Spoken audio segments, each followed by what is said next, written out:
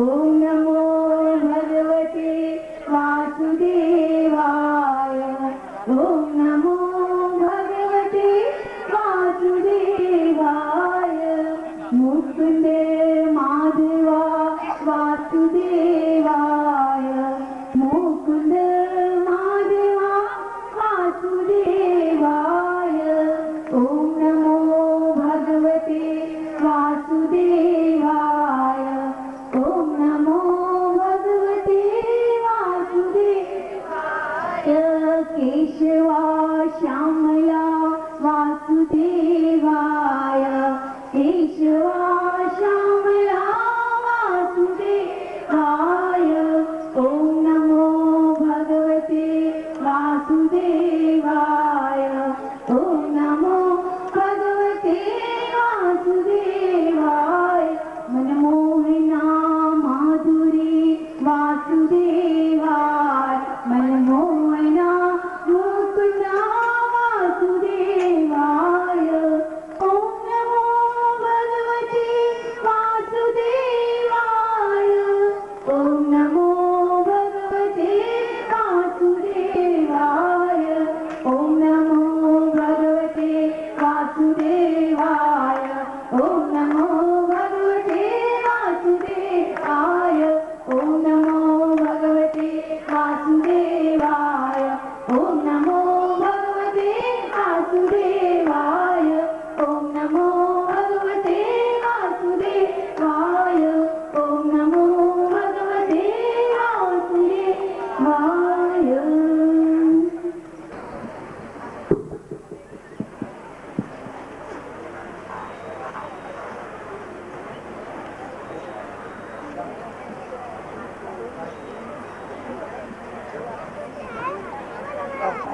ઓછી નવનીતલાલ ગોકુલ કે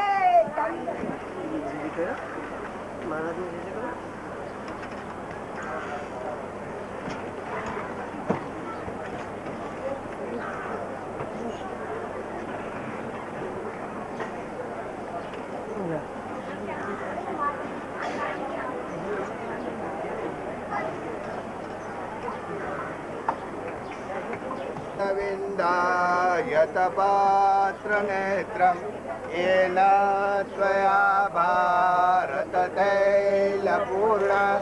प्रज्वालितोऽग्ना नमयः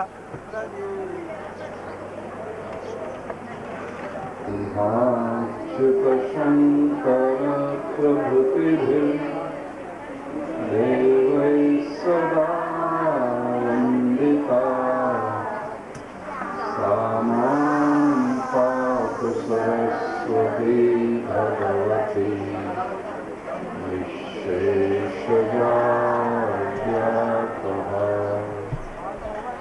शुक्लां ब्रह्मविचारसारपरमा आद्यां जगद्व्यापिनीं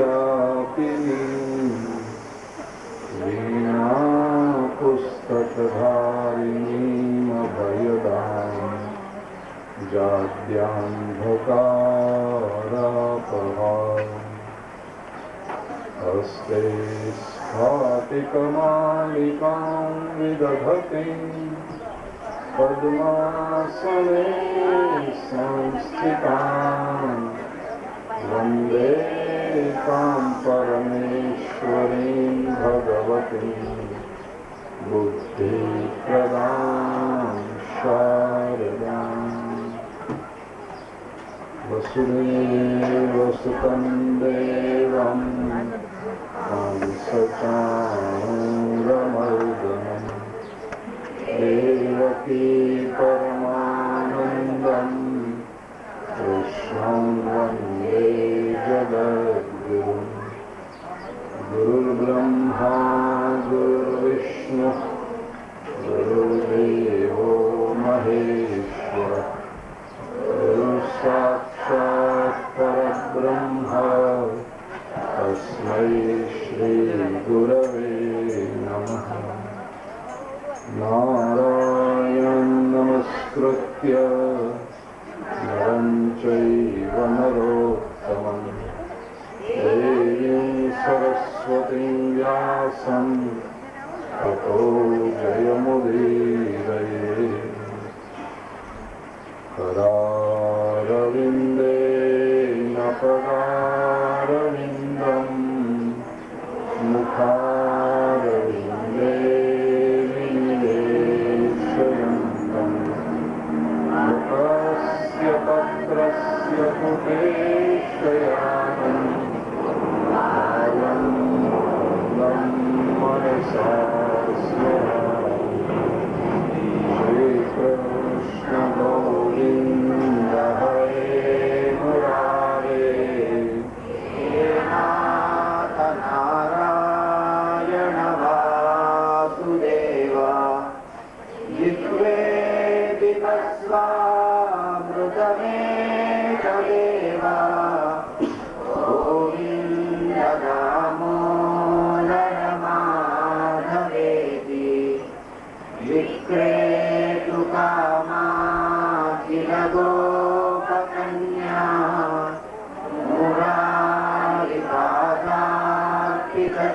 मुरारिपादार्पितचित्तवृत्तिः सत्यादिकं मोहमशादवोचत् गोविन्द दामोदर माधवेति गृहे गृहे गोपवधूकदम्बा सर्वे मिलित्वा समवाप्य योगम् पुण्यानि नामानि पठन्ति नित्यम् गोविन्द दामोदर माधवेति सुखं शयानानि नये निजेति नामानि विष्णो प्रवदन्ति मर्त्या स्थितं तन्मयतां व्रजन्ति गोविन्द दामोदर माधवेति जिह्वे सदैवं भजसुन्दराणि नामानि कृष्णस्य मनोहराणि समस्तभक्तातिविनाशनानि गोविन्द दामोदर माधवेति सुखावसाने इदमेव सारम् दुःखावसाने इदमेव ज्ञेयम् देहावसाने इदमेव जाप्यम् गोविन्द दामोदर माधवेति श्रीकृष्ण राधा वरगोकुलेश गोपाल गोवर्धननाथ विष्णु जिह्वे पिबस्व मृतमेतदेव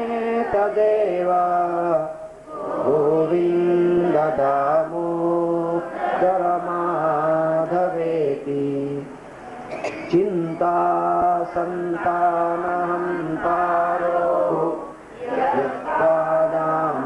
यत्पादाम्बुजरेणवः श्रीयानां तान् निजाचार्यान् प्रणमामि मुहुर्मुहुः यदनुग्रहतो जन्तु सर्वदुःखातिगो भवेत् तमहं सर्वदा वन्दे श्रीमद्वल्लभनन्दनम् अज्ञानतिमिरान्धस्य ज्ञानाञ्जनशलाकया चक्षुरुन्मीलितं येन तस्मै श्रीगुरवे नमः नमामि हृदये शेषे लीलाक्षीराब्धिशायिनम् लक्ष्मीसहस्रलीलाभिः सेव्यमानं कलावतीं चतुर्दिशा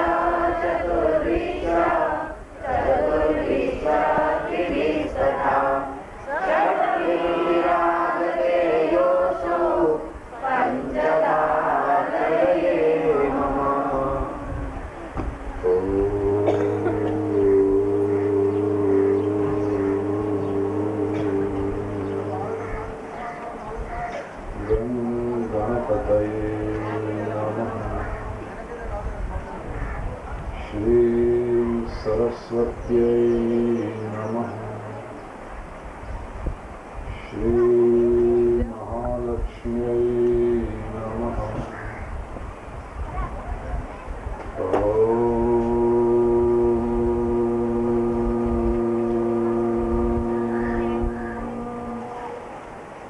नमो भगवते वासुदेवाय।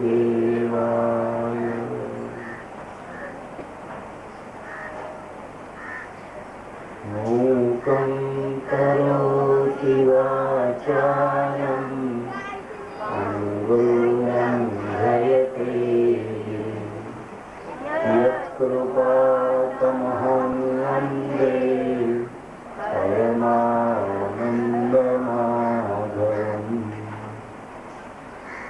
कस्तूरीतिलकं ललाटपटले वक्षस्थले कौस्तुभम् नासाग्रे वरमौक्तिकं करतले वेणुकरे कङ्कणम्।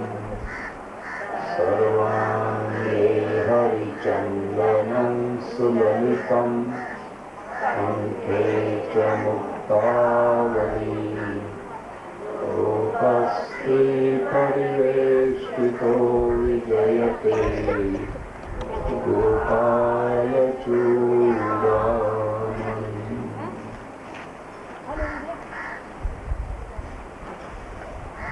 चतुर्थो स्कन्धः अथ प्रथमोऽध्यायः। मैत्रेय उवाच मनोस्तु शतरूपायां तिस्रः कन्याश्च जग्निरे। आकूतिर्देवहूतिश्च प्रसूतिरिति विश्रुतः।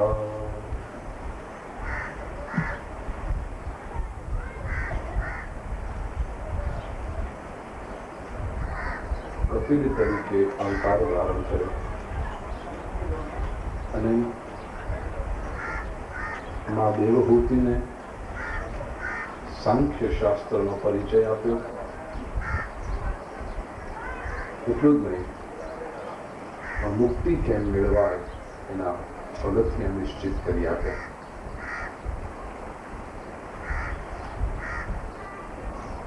ગઈકાલે આપણે જોઈ રહ્યા હતા કે મનુ અને શતરૂપાના પરિવારનું વર્ણન ચાલી રહ્યું છે. મનુ સત્ય સ્વરૂપ છે, શતરૂપા શ્રદ્ધા છે. સત્ય અને શ્રદ્ધા જ્યારે એકરૂપ થાય ત્યારે સેવા જન્મે છે. દેવહૂતિજી સેવાનું પ્રતીક છે. સેવાના લગ્ન કરદમ ઋષિ જે તપનું પ્રતીક છે, તપની સાથે થયા. સેવા અને તપ જ્યારે ભેગા થાય ત્યારે નવધા ભક્તિ જન્મે છે. નવ દીકરીઓનો જન્મ થયો અને એ નવધા ભક્તિ જ્યારે પુખ્ત બને, નવે દીકરીઓ મોટી થઈ છે, સમજદાર થઈ છે, ઉંમરલાયક થઈ, આ નવધા ભક્તિ જ્યારે એક મેચ્યોરિટી પ્રાપ્ત કરે, ભક્તિ સમજપૂર્વકની થાય, ત્યારે પછી પરમાત્માનું પ્રાગટ્ય થાય છે. કપિલ એ જ્ઞાનનો અવતાર છે. જીવનમાં જ્ઞાન પ્રગટે છે. ઘણા લોકો એવા પ્રશ્નો પૂછે કે ભાગવતમાં બધી વાતો, વાર્તાઓ, આ વાર્તાઓની પાછળનું રહસ્ય જુઓ તો કેટલી સુંદર વાત થઈ ગઈ કે સત્ય અને શ્રદ્ધા, સેવા. દેવહૂતિજી સેવા જ્યારે તપને જઈને મળે ત્યારે નવધા ભક્તિ પ્રગટે છે અને નવધા ભક્તિ જ્યારે પુખ્ત બને ત્યારે જીવનમાં જ્ઞાનનો આવિષ્કાર થાય છે. મનુષ્ય કૃપાના પરિવારનું વર્ણન આગળ વધારતી વખતે ચતુર્થ સ્કંદના પ્રથમ અધ્યાયની અંદર મૈત્રેયજી વર્ણન કરે છે કે 3 પુત્રીઓ મનુ અને શત્રુપાને થઈ છે. આકૃતિ, દેવહૂતિ અને પ્રસૂતિ. આકૃતિ દેવહૂતિના આપણે થઈ ગયું. આકૃતિના લગ્ન રુચિ નામના પ્રજાપતિ સાથે થયા છે.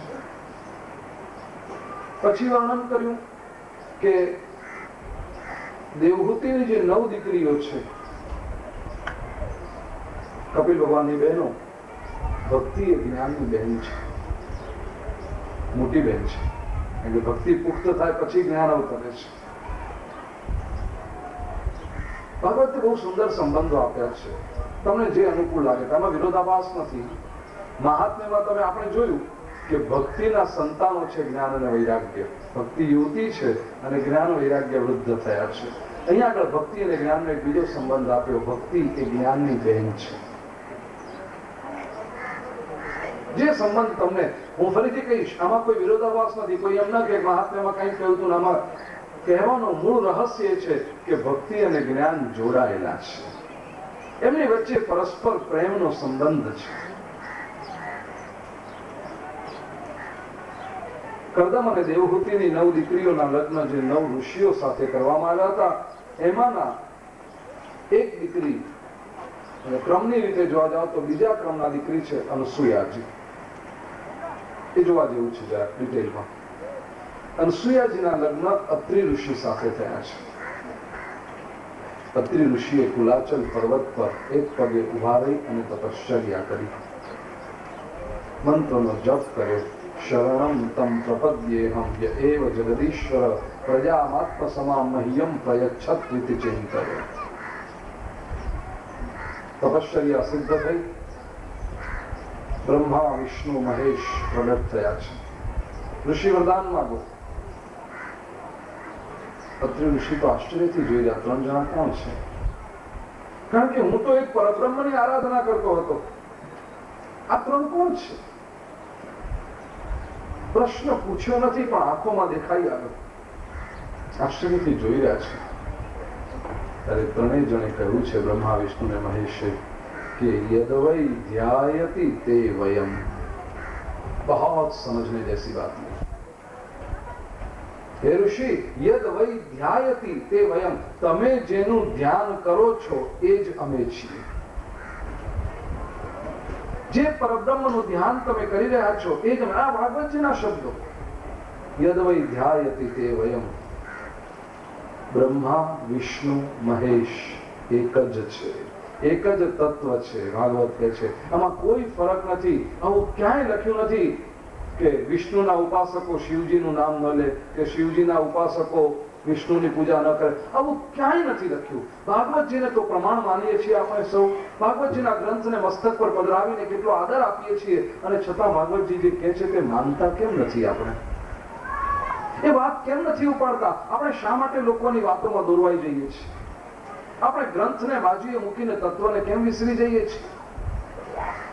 ग्रंथ में लिखी हुई ये बात, यद वै ध्यायति ते वयम. 4થા સ્કંદના પ્રથમ અધ્યાયનો 30મો શ્લોક. ઘરે જઈને ભાગવતજીના પુસ્તકમાં જોવું હોય તો જોજો.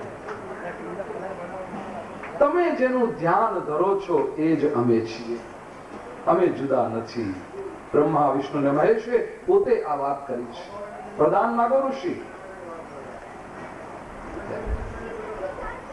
અત્રિ ઋષિએ કહ્યું કે મારે જે જોઈતું હતું એની તો મેં સ્તુતિ કરી છે, એની તો મેં સતત પ્રાર્થના કરી છે, અને એનો તો મેં જપ કર્યો છે કે પ્રજામાત્મ સમામ મહ્યમ પ્રયચ્છ. મને આપના જેવા સંતાન થાય. તથાસ્તુ કહ્યું છે. બ્રહ્માજીએ પોતાના અંશમાંથી શ્રી સોમ ચંદ્રમા આપ્યા. શિવજીના અંશમાંથી દુર્વાસા મુનિ પ્રગટ થયા છે. વિષ્ણુ ભગવાન વિચાર કરવા લાગે હું શું આપું? વિષ્ણુ ભગવાન એ તો અઢળક જળિયો સાંભળ્યો. મેં થયું શું આપું? વિચાર કરીને એમણે કહ્યું કે હું જ તમને આપું છું. મેં મારી જાતને જ તમને આપી. દત્તો મયા હમિતિ યદ ભગવાન સદત્ત. અને વિષ્ણુ ભગવાનના અંશમાંથી જે થયા તે દત્ત. બહુ સુંદર વાત. દત્તો મયાહમ, મેં મને જ તમને આપ્યો. હવે ઋષિને કહ્યું. તેથી તે કહ્યું દત્ત અવતાર છે. દત્ત આપણે જે કહીએ છીએ ને દત્તાત્રેય. દત્ત નામ છે એનું, અને અત્રિના પુત્ર તે આત્રેય. દત્ત આત્રેય, દત્તાત્રેય. દત્ત પ્રાદુર્ભાવની આ કથા છે. પોતે જ આવે છે. દત્ત ક્યારે અવતરે છે? સૌથી પહેલી વાત આપણે દત્તભક્ત શબ્દનો સીધો સાદો અર્થ થાય દીધેલો, દેવના દીધેલો. હું હંમેશા કહું છું ને કે નાના બાળકોને આપણે કહીએ દેવના દીધેલ. છાપામાં નથી આવતા ઘણી વખત ખોટા બાળકોના ફોટા છાપ્યા હોય, સરસ મજાના લાગતા હોય નાના નાના બાળકો. નામ લખ્યું હોય છે પિંકી, પિતાનું નામ, માતાનું નામ. ફોટો હોય પાછો કિંજલ, પિતાનું નામ, માતાનું નામ. અને આવા 10-12 બાળકોના ફોટા છાપીને ઉપર હેડિંગ આપ્યું હોય દેવના દીધેલ. હંમેશા કહું કે નાના છે ને ત્યારે તો બધા જ દેવના દીધેલ લાગે છે. મોટા થાય પછી ખબર પડે દેવના દીધેલ છે કે દૈત્યના દીધેલ છે. મોટા થઈને જો માતા પિતાને મંદિરના પગથિયા ચડાવે તો તે દેવના દીધેલ, અને કોરટના પગથિયા સુધી લઈ જાય તો આ દેવના દીધેલ ક્યારે અવતરે છે, ક્યારે પ્રગટે છે દેવના દીધેલ? સૌથી પહેલું વાત, માતા પિતા કોણ છે? માતા અનસૂયા છે, પિતા અત્રિ છે. અસૂયા રહિત માતા તે અનસૂયા. કે સ્ત્રી સહજ ગુણ છે, સરખામણી કરવી એ છોડી દે જ્યારે માં, એટલે પછી બીજા કોઈ દુર્ગુણ ટકી જ ન શકે. સરખામણી કરવાની ક્યારે બંધ થાય? જ્યારે બહાર જવાની પ્રવૃત્તિ બંધ થાય. બહાર જવાની એટલે લિટરલી બહાર નીકળવાનું એવું નથી કે કહું, પણ મન બહારના વિચારોમાં ઘૂમતું બંધ થાય અને આંતરિક દ્રષ્ટિ નિર્માણ થાય ત્યારે સરખામણી આપોઆપ બંધ થઈ જાય. એટલે અંતરદ્રષ્ટિ વાળી માં હોય. અને પિતા છે અત્રિ. ત્રિ એટલે ત્રણ ગુણો, સત્વ રજ તમ. આ ત્રણેય ગુણોને અતિક્રમી જાય એટલી આધ્યાત્મિક કક્ષાએ પહોંચેલો પિતા હોય.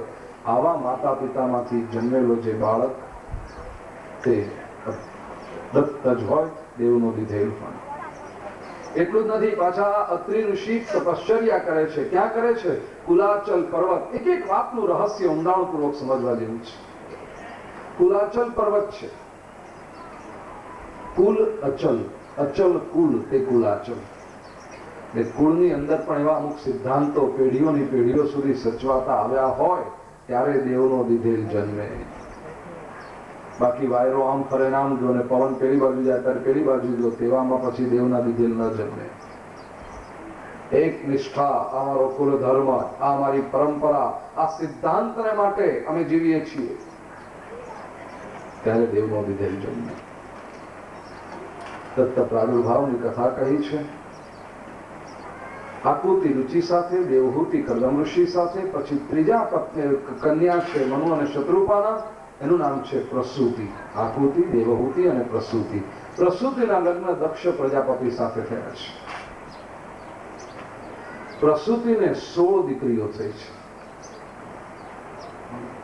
હું કહું ને પછી જરાક આમ નજર ફેરવું તો 2-4 આંખો આમ થઈ જાય.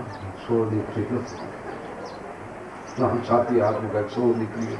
મેં ગઈકાલે જ કીધું દીકરી સાપના ભાડા નથી, પછી વારંવાર શું કામ છાતી હાથ મૂકવા પડે? પહેલી વાત. અને બીજું, આ માત્ર વાર્તાઓ નથી, એની પાછળના તાત્વિક રહસ્યો સમજવાના છે. 16 દીકરીઓ થઈ છે. 16 દીકરીઓના નામ પણ આપ્યા છે. એના કોની કોની સાથે લગ્ન થયા એ પણ કહ્યું છે. બહુ ટૂંકમાં કહ્યું છે, પણ તાત્વિક અર્થ એનો બહુ સમજવા જેવો છે. આ 16 દીકરીઓ કે 16 ગુણો છે. 16માંથી 13 દીકરીઓના લગ્ન ધર્મ સાથે કર્યા છે. કઈ કઈ દીકરીઓના લગ્ન ધર્મ સાથે કર્યા? લખ્યું છે શ્રદ્ધા, મૈત્રી, દયા, શાંતિ, તુષ્ટિ, પુષ્ટિ, ક્રિયોન્નતિ, બુદ્ધિર મેધા તિતિક્ષારીર મૂર્તિર્ધર્મસ્ય પત્નયા. આ ધર્મની પત્નીઓ 13 દીકરીઓ છે, દક્ષ અને પ્રસૂતિની. ધર્મ સાથે આ 13 દીકરીઓના લગ્ન થયા. એમને જે પુત્ર થયા એમના પણ નામ આપ્યા છે. અને એ નામ જો આપણે જોઈએ તો આપણને ખબર પડશે કે ઋષિ શું સમજાવવા માંગે છે આ વાર્તા દ્વારા. શ્રદ્ધાના લગ્ન ધર્મ સાથે થયા. શ્રદ્ધા સુત શુભમ મૈત્રી પ્રસાદમ ભયમ દયા. શ્રદ્ધા અને ધર્મના લગ્ન થયા અને જે પુત્ર જન્મ્યો એનું નામ છે શુભ. તાત્વિક અર્થ કેટલો સરસ થઈ ગયો કે શ્રદ્ધા અને ધર્મ જ્યારે એક થાય ત્યારે શુભની પ્રાપ્તિ થાય છે. બીજી દીકરીનું નામ છે દયા. દયાના લગ્ન ધર્મ સાથે થયા અને જે પુત્ર જન્મ્યો એનું નામ કહ્યું. બીજા દીકરીનું નામ છે મૈત્રી. શ્રદ્ધા સુત શુભમ મૈત્રી. મૈત્રી નામની કન્યા ધર્મ સાથે પરણાવી અને એને જે પુત્ર થયું નામ છે પ્રસાદ. પ્રસાદ એટલે પ્રસન્નતા. પ્રસાદ એટલે પેંડા નહીં. પ્રસાદનો અર્થ થાય છે પ્રસન્નતા. પ્રસાદ અસ્તુ પ્રસન્નતા. ધર્મ અને મૈત્રી જ્યારે એક થાય ત્યારે પ્રસન્નતા જન્મે છે. મૈત્રી ભાવનું પવિત્ર જળનું હમ અંતરમાં વહ્યા કરે. ધર્મમાં મૈત્રી હોવી જોઈએ. મઝહબ નહીં સિખાતા આપસ में बैर रखना. અને જે ધર્મ વેર વૃત્તિ ઉભી કરે કે તું મારી પાસે જાઓ બીજા પાસે નહીં જા, અથવા તો અહીંયા જ કર, આને મારી નાખ, પેલાનું મંદિર પાટ તોડી નાખ, પેલાની આ કરી નાખ, એ જે શીખવે છે એ મૈત્રી નથી બતાવતો, દુશ્મની બતાવે છે. અને જો દુશ્મની બતાવતો હોય તો એ ધર્મ છે જ નહીં. ધર્મ અને મૈત્રી એક થાય ત્યારે પ્રસન્નતા જન્મે છે. આજે કેટલા વિશ્વભરમાં તમે જુઓ તો કહેવાતા ધાર્મિકો શાંતિ છે જ નહીં, જીવનમાં પ્રસન્નતા જ નથી. ધાર્મિક વ્યક્તિ તો કેવો પ્રસન્ન હોવો જોઈએ. ધર્મનું પરિણામ જો પ્રસન્નતા નહીં આવતો હોય તો સમજી ચાલો કે ક્યાંક પાયામાં સમજણમાં ભૂલ છે. પ્રસાદ. દયા નામની પુત્રી ધર્મ સાથે પરણાવી અને એનો જે પુત્ર તેનું નામ છે અભય. દયા જ્યારે ધર્મમાં સાથે એક થાય ત્યારે અભયત્વ જન્મે છે. અભય. શાંતિ નામની દીકરીને ધર્મ સાથે પરણાવી જે પુત્ર થયો એનું નામ છે સુખ.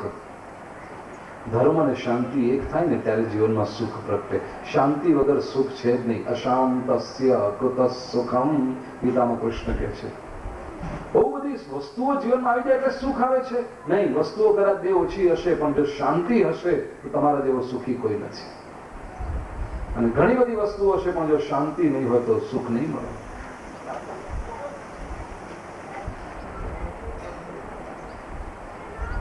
જોશુઆ લિએબમેન નામને બહુ મોટો વિચારક થઈ ગયો.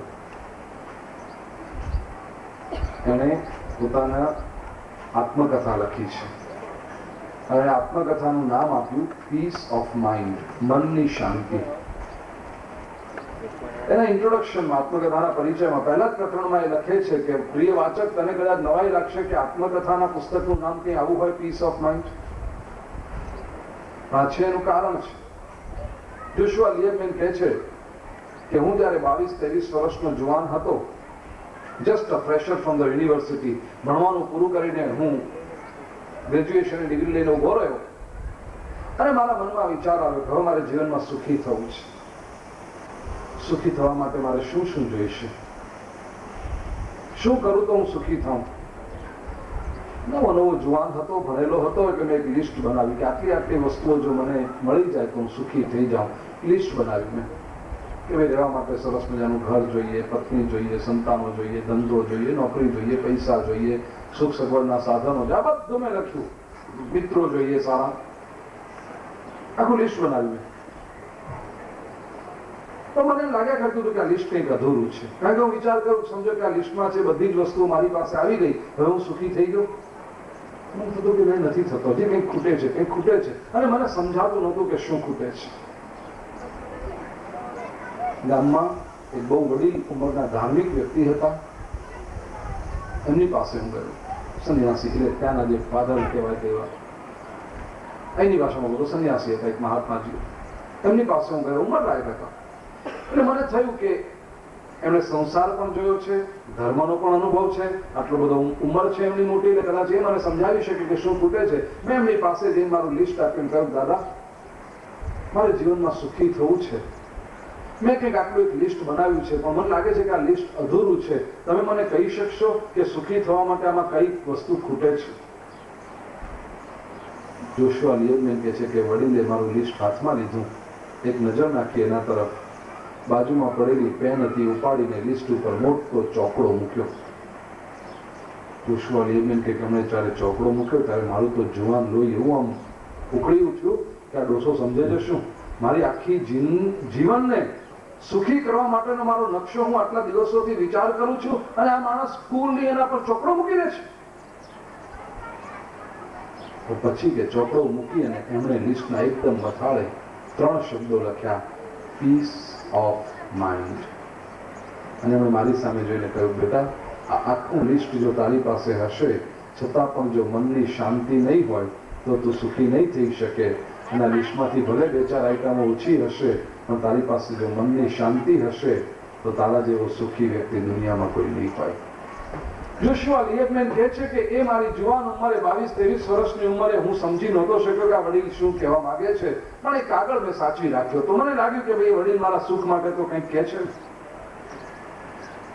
આજે જ્યારે મારી 75 વર્ષની ઉંમરે હું મારા જીવનની આત્મકથા લખવા બેઠો છું, એ કાગળ મારી સામે છે. 52 વર્ષ પહેલાનો એ કાગળ. અને આજે મારી જિંદગીમાં મને સમજાય છે કે 52 વર્ષ પહેલા એ વડીલે કહેલા 3 શબ્દો કેટલા મહત્વના હતા કે જ્યાં સુધી આ મનની શાંતિ ન મળે ત્યાં સુધી જીવનમાં સુખ હોઈ શકતું નથી. અને તેથી જોશુઆ લિએબમેન કહે છે, હું મારી આત્મકથાનું નામ આપું છું પીસ ઓફ માઇન્ડ. આ મનની શાંતિ ક્યાંથી મળે છે? સુખ ક્યાંથી પ્રગટે છે? શાંતિ જ્યારે ધર્મ સાથે એક થાય ત્યારે સુખ પ્રગટે છે.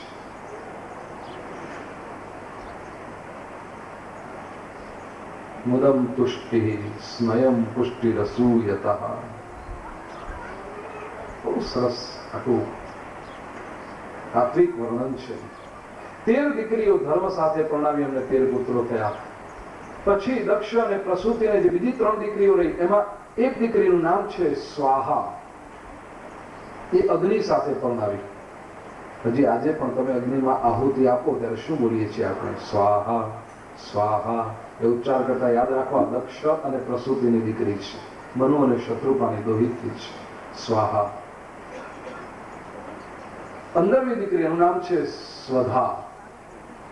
જેમ અગ્નિને આહુતિ આપી અને બોલીએ સ્વાહા, એવી રીતે પિતૃઓને જયારે કંઈક અપાય ત્યારે સ્વધા બોલાય છે. કદાચ જો પિતૃઓની તિથિને દિવસે શ્રાદ્ધ તર્પણ વિધિ કરતા હોય ને કોઈ વિદ્વાન બ્રાહ્મણને નિમંત્રણ આપીને પૂજા કરતા હો, તે ગુરુદેવ જે શબ્દો બોલે તે સાંભળજો. ઇદમ જલમ તસ્મૈ સ્વધા, ઇદમ જલમ તસ્મૈ સ્વધા. સ્વધા બોલાય છે પિતૃઓને માટે.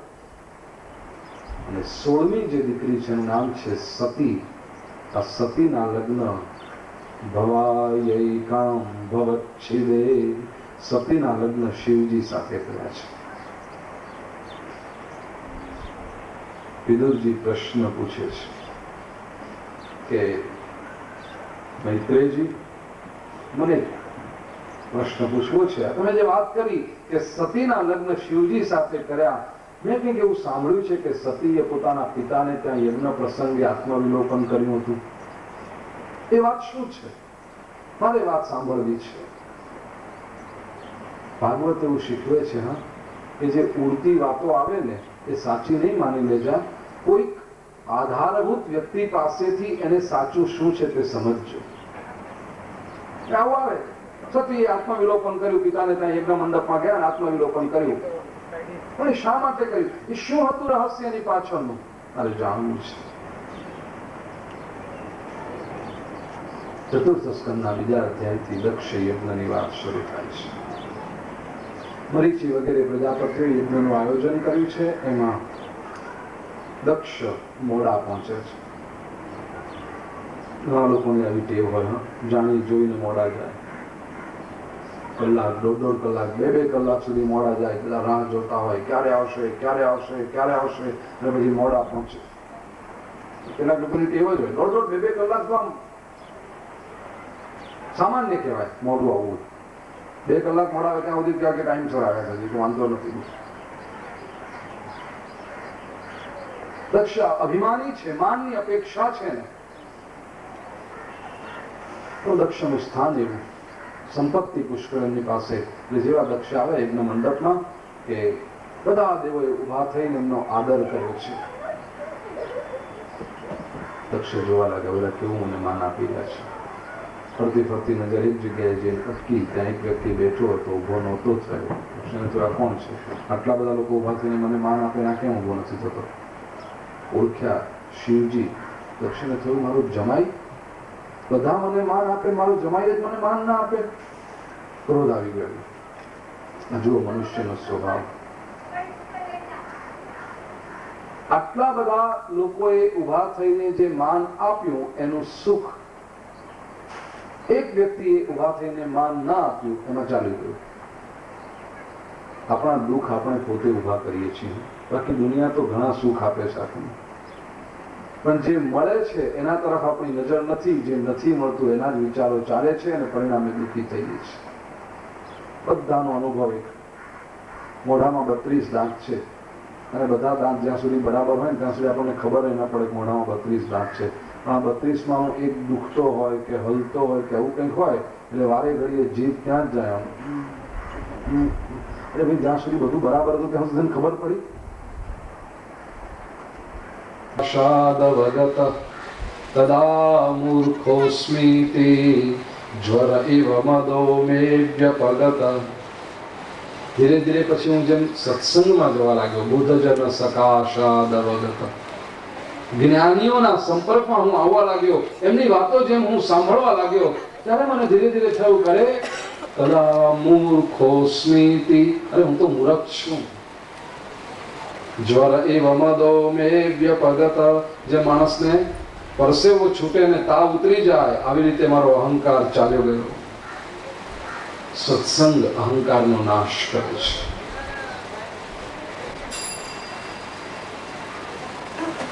ઋષભદેવજીને 100 પુત્ર થયા છે. એમાંના એક એટલે ભરતજી. ભરતજીએ ઈશ્વરાર્પણ બુદ્ધિથી, શુદ્ધ અંતઃકરણથી રાજ્ય કર્યું છે. અવસ્થા થઈ એટલે વાનપ્રસ્થી થયા. જંગલમાં ગંડકી નદીને કિનારે એમણે એક નાનકડો આશ્રમ બાંધી ઉપાસના શરૂ કરી છે, વાનપ્રસ્થી તરીકે. જેમણે નેપાળની યાત્રા કરી હશે ને એમને ખબર છે કે નેપાળમાં ભગવાન પશુપતિનાથના મંદિરની પાછળ ગંડકી નદી વહે છે. ઉપાસના શરૂ કરી છે. બહુ વિશાળ પ્રવાહ ગંડકી નદીનો એ કાળમાં તો. ત્યાં આગળ ભરતજીએ આશ્રમ બાંધ્યો છે. એક બીજી વાત કહી દઉં, શ્રીમદ ભાગવતમાં વાનપ્રસ્થ ધર્મનું બહુ મહત્વ છે. ગૃહસ્થાશ્રમનું વર્ણન છે ચોક્કસ, જેમણે ગૃહસ્થાશ્રમ નિભાવ્યો છે બહુ સુંદર રીતે નિભાવ્યો છે, પણ જેવો ગૃહસ્થાશ્રમ પૂરો થયો કે વાનપ્રસ્થ તરત લઈ લીધો છે. આ ભારતીય સંસ્કૃતિનું બહુ મહત્વનું પરિબળ છે. અને તેથી તમે જોશો તો શ્રીમદ ભાગવતમાં પારિવારિક સંઘર્ષો બહુ દેખાતા નથી. કૌટુંબિક ઝઘડાઓની વાત ભાગવતમાં નથી. વિચાર કરો, ભાગવતની અંદર દ્રષ્ટાંત માટે કોઈ કહેતો હશે વસ્તુ જુદી છે, પણ ભાગવતની અંદર સાસુ વહુને ના બન્યું કે દીકરાને બાપને ના બન્યું, આવું ભાગવતમાં નહીં દેખાતા. જેને પારિવારિક કલહ કહીએ છીએ આપણે, ભાગવતમાં છે જ નહીં. કેમ? એનું કારણ કે સંઘર્ષ ઉભો થાય ને એ પહેલા જેના કારણને દૂર કરવામાં આવતું. 50 વર્ષની ઉંમર થાય, 51 વાનપ્રસ્થિત થયા, એ તરત જ એ વાનપ્રસ્થિત જંગલમાં જઈને રહે. પછી કલહ થાય ક્યાં? કોની હાથે થાય? કલહ કરવાનો પ્રશ્ન નથી. આપણે બધા કલહ કેમ વધવા માંડ્યા? એનું કારણ કે આપણે સંસ્કૃતિનો છેદ ઉડાડી દીધો. નીકળે જ નહીં ઘરની બહાર. હું તો મશ્કરીમાં કહું છું કે મુંબઈમાં જગ્યાઓના ભાવે વધી ગયા એનું કારણ આપણે વાનપ્રસ્થિ નથી થતા. જોયા જ કરે, જગ્યા જોઈએ જ. ને પછી આપણી વૃત્તિ કે અહીંયા એક છે કે બીજો પણ અહીંયા જ જોઈએ, ત્રીજો પણ અહીંયા જ જોઈએ. તેથી ભાવ હોય આપણે બધું કર્યું. અને કે છોકરાઓ મોટા થયા ને એટલે જગ્યા જોઈએ. પણ શું કામ જગ્યા જોઈએ? છોકરો મોટો છો તમે નીકળો બહાર, આપી દો, ગયો બેટા દીકરાને બહુ રહો તમે. હવે તો વડીલોને બી રહેવું છે, છોકરાઓને રહેવું છે, છોકરાઓને રહેવું છે. પછી તો જગ્યા ઓછી પડે. નીકળો. કેટલા સરસ આશ્રમો બનાવ્યા છે બધા, તમે જુઓ તો ખરા. હરિદ્વાર, ઋષિકેશ, ઘણા તીર્થ સ્થાનોમાં હમણાં જઈને આગળ કુંભ મેળામાં કથા હતી તેથી એટલા ખાલી પડ્યા છે આશ્રમ. મેં પૂછ્યું કે આ કુંભ મેળામાં ઠીક છે લોકો આવે, બાકી પેલાને જગા મિલ જાતી, કોઈ જતું જ નથી. જવું જોઈએ. 6 મહિના અહીંયા 6 મહિના ત્યાં હરિદ્વાર. હું લખી આપું ચિઠ્ઠીઓ, ચાલો જેને જવું હોય એને. પરિચય છે. અને સારા સારા આશ્રમો, વ્યવસ્થિત, એટલા સુંદર, સ્વચ્છતા, રહેવાની સગવડ સરસ, સેલ્ફ કન્ટેન, આવા. અને આશ્રમના મકાનમાંથી બહાર નીકળીને સીધા ગંગાજીમાં સ્નાન કરવા માટે. પાછું કોઈ સરસમાં સરસ સગવડ છે. જોવું તો છે. અને પછી જુઓ 6 મહિના અહીંયા રહો, 6 મહિના ત્યાં રહો, પછી જુઓ ઘરમાં કેવી વેલ્યુ વધી જાય છે. પછી બહુ કેવું સાચવે છે. રિટર્ન ટિકિટ, આપણે રિટર્ન ટિકિટ લઈએ છીએ, પણ આપણે કેવી લઈએ છીએ? મુંબઈ હરિદ્વાર મુંબઈ, આવી રિટર્ન ટિકિટ લઈએ છીએ.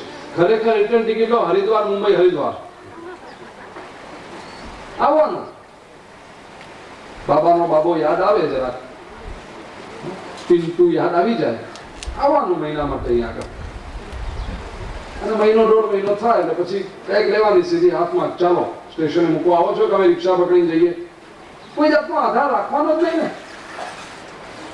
જઈ અને પછી અરે મમ્મી હમણાં 4 દિવસ પછી આપણા પિન્ટુની બર્થડે તમે કરજો, હું ચાલી. એટલું મહત્વ વધશે.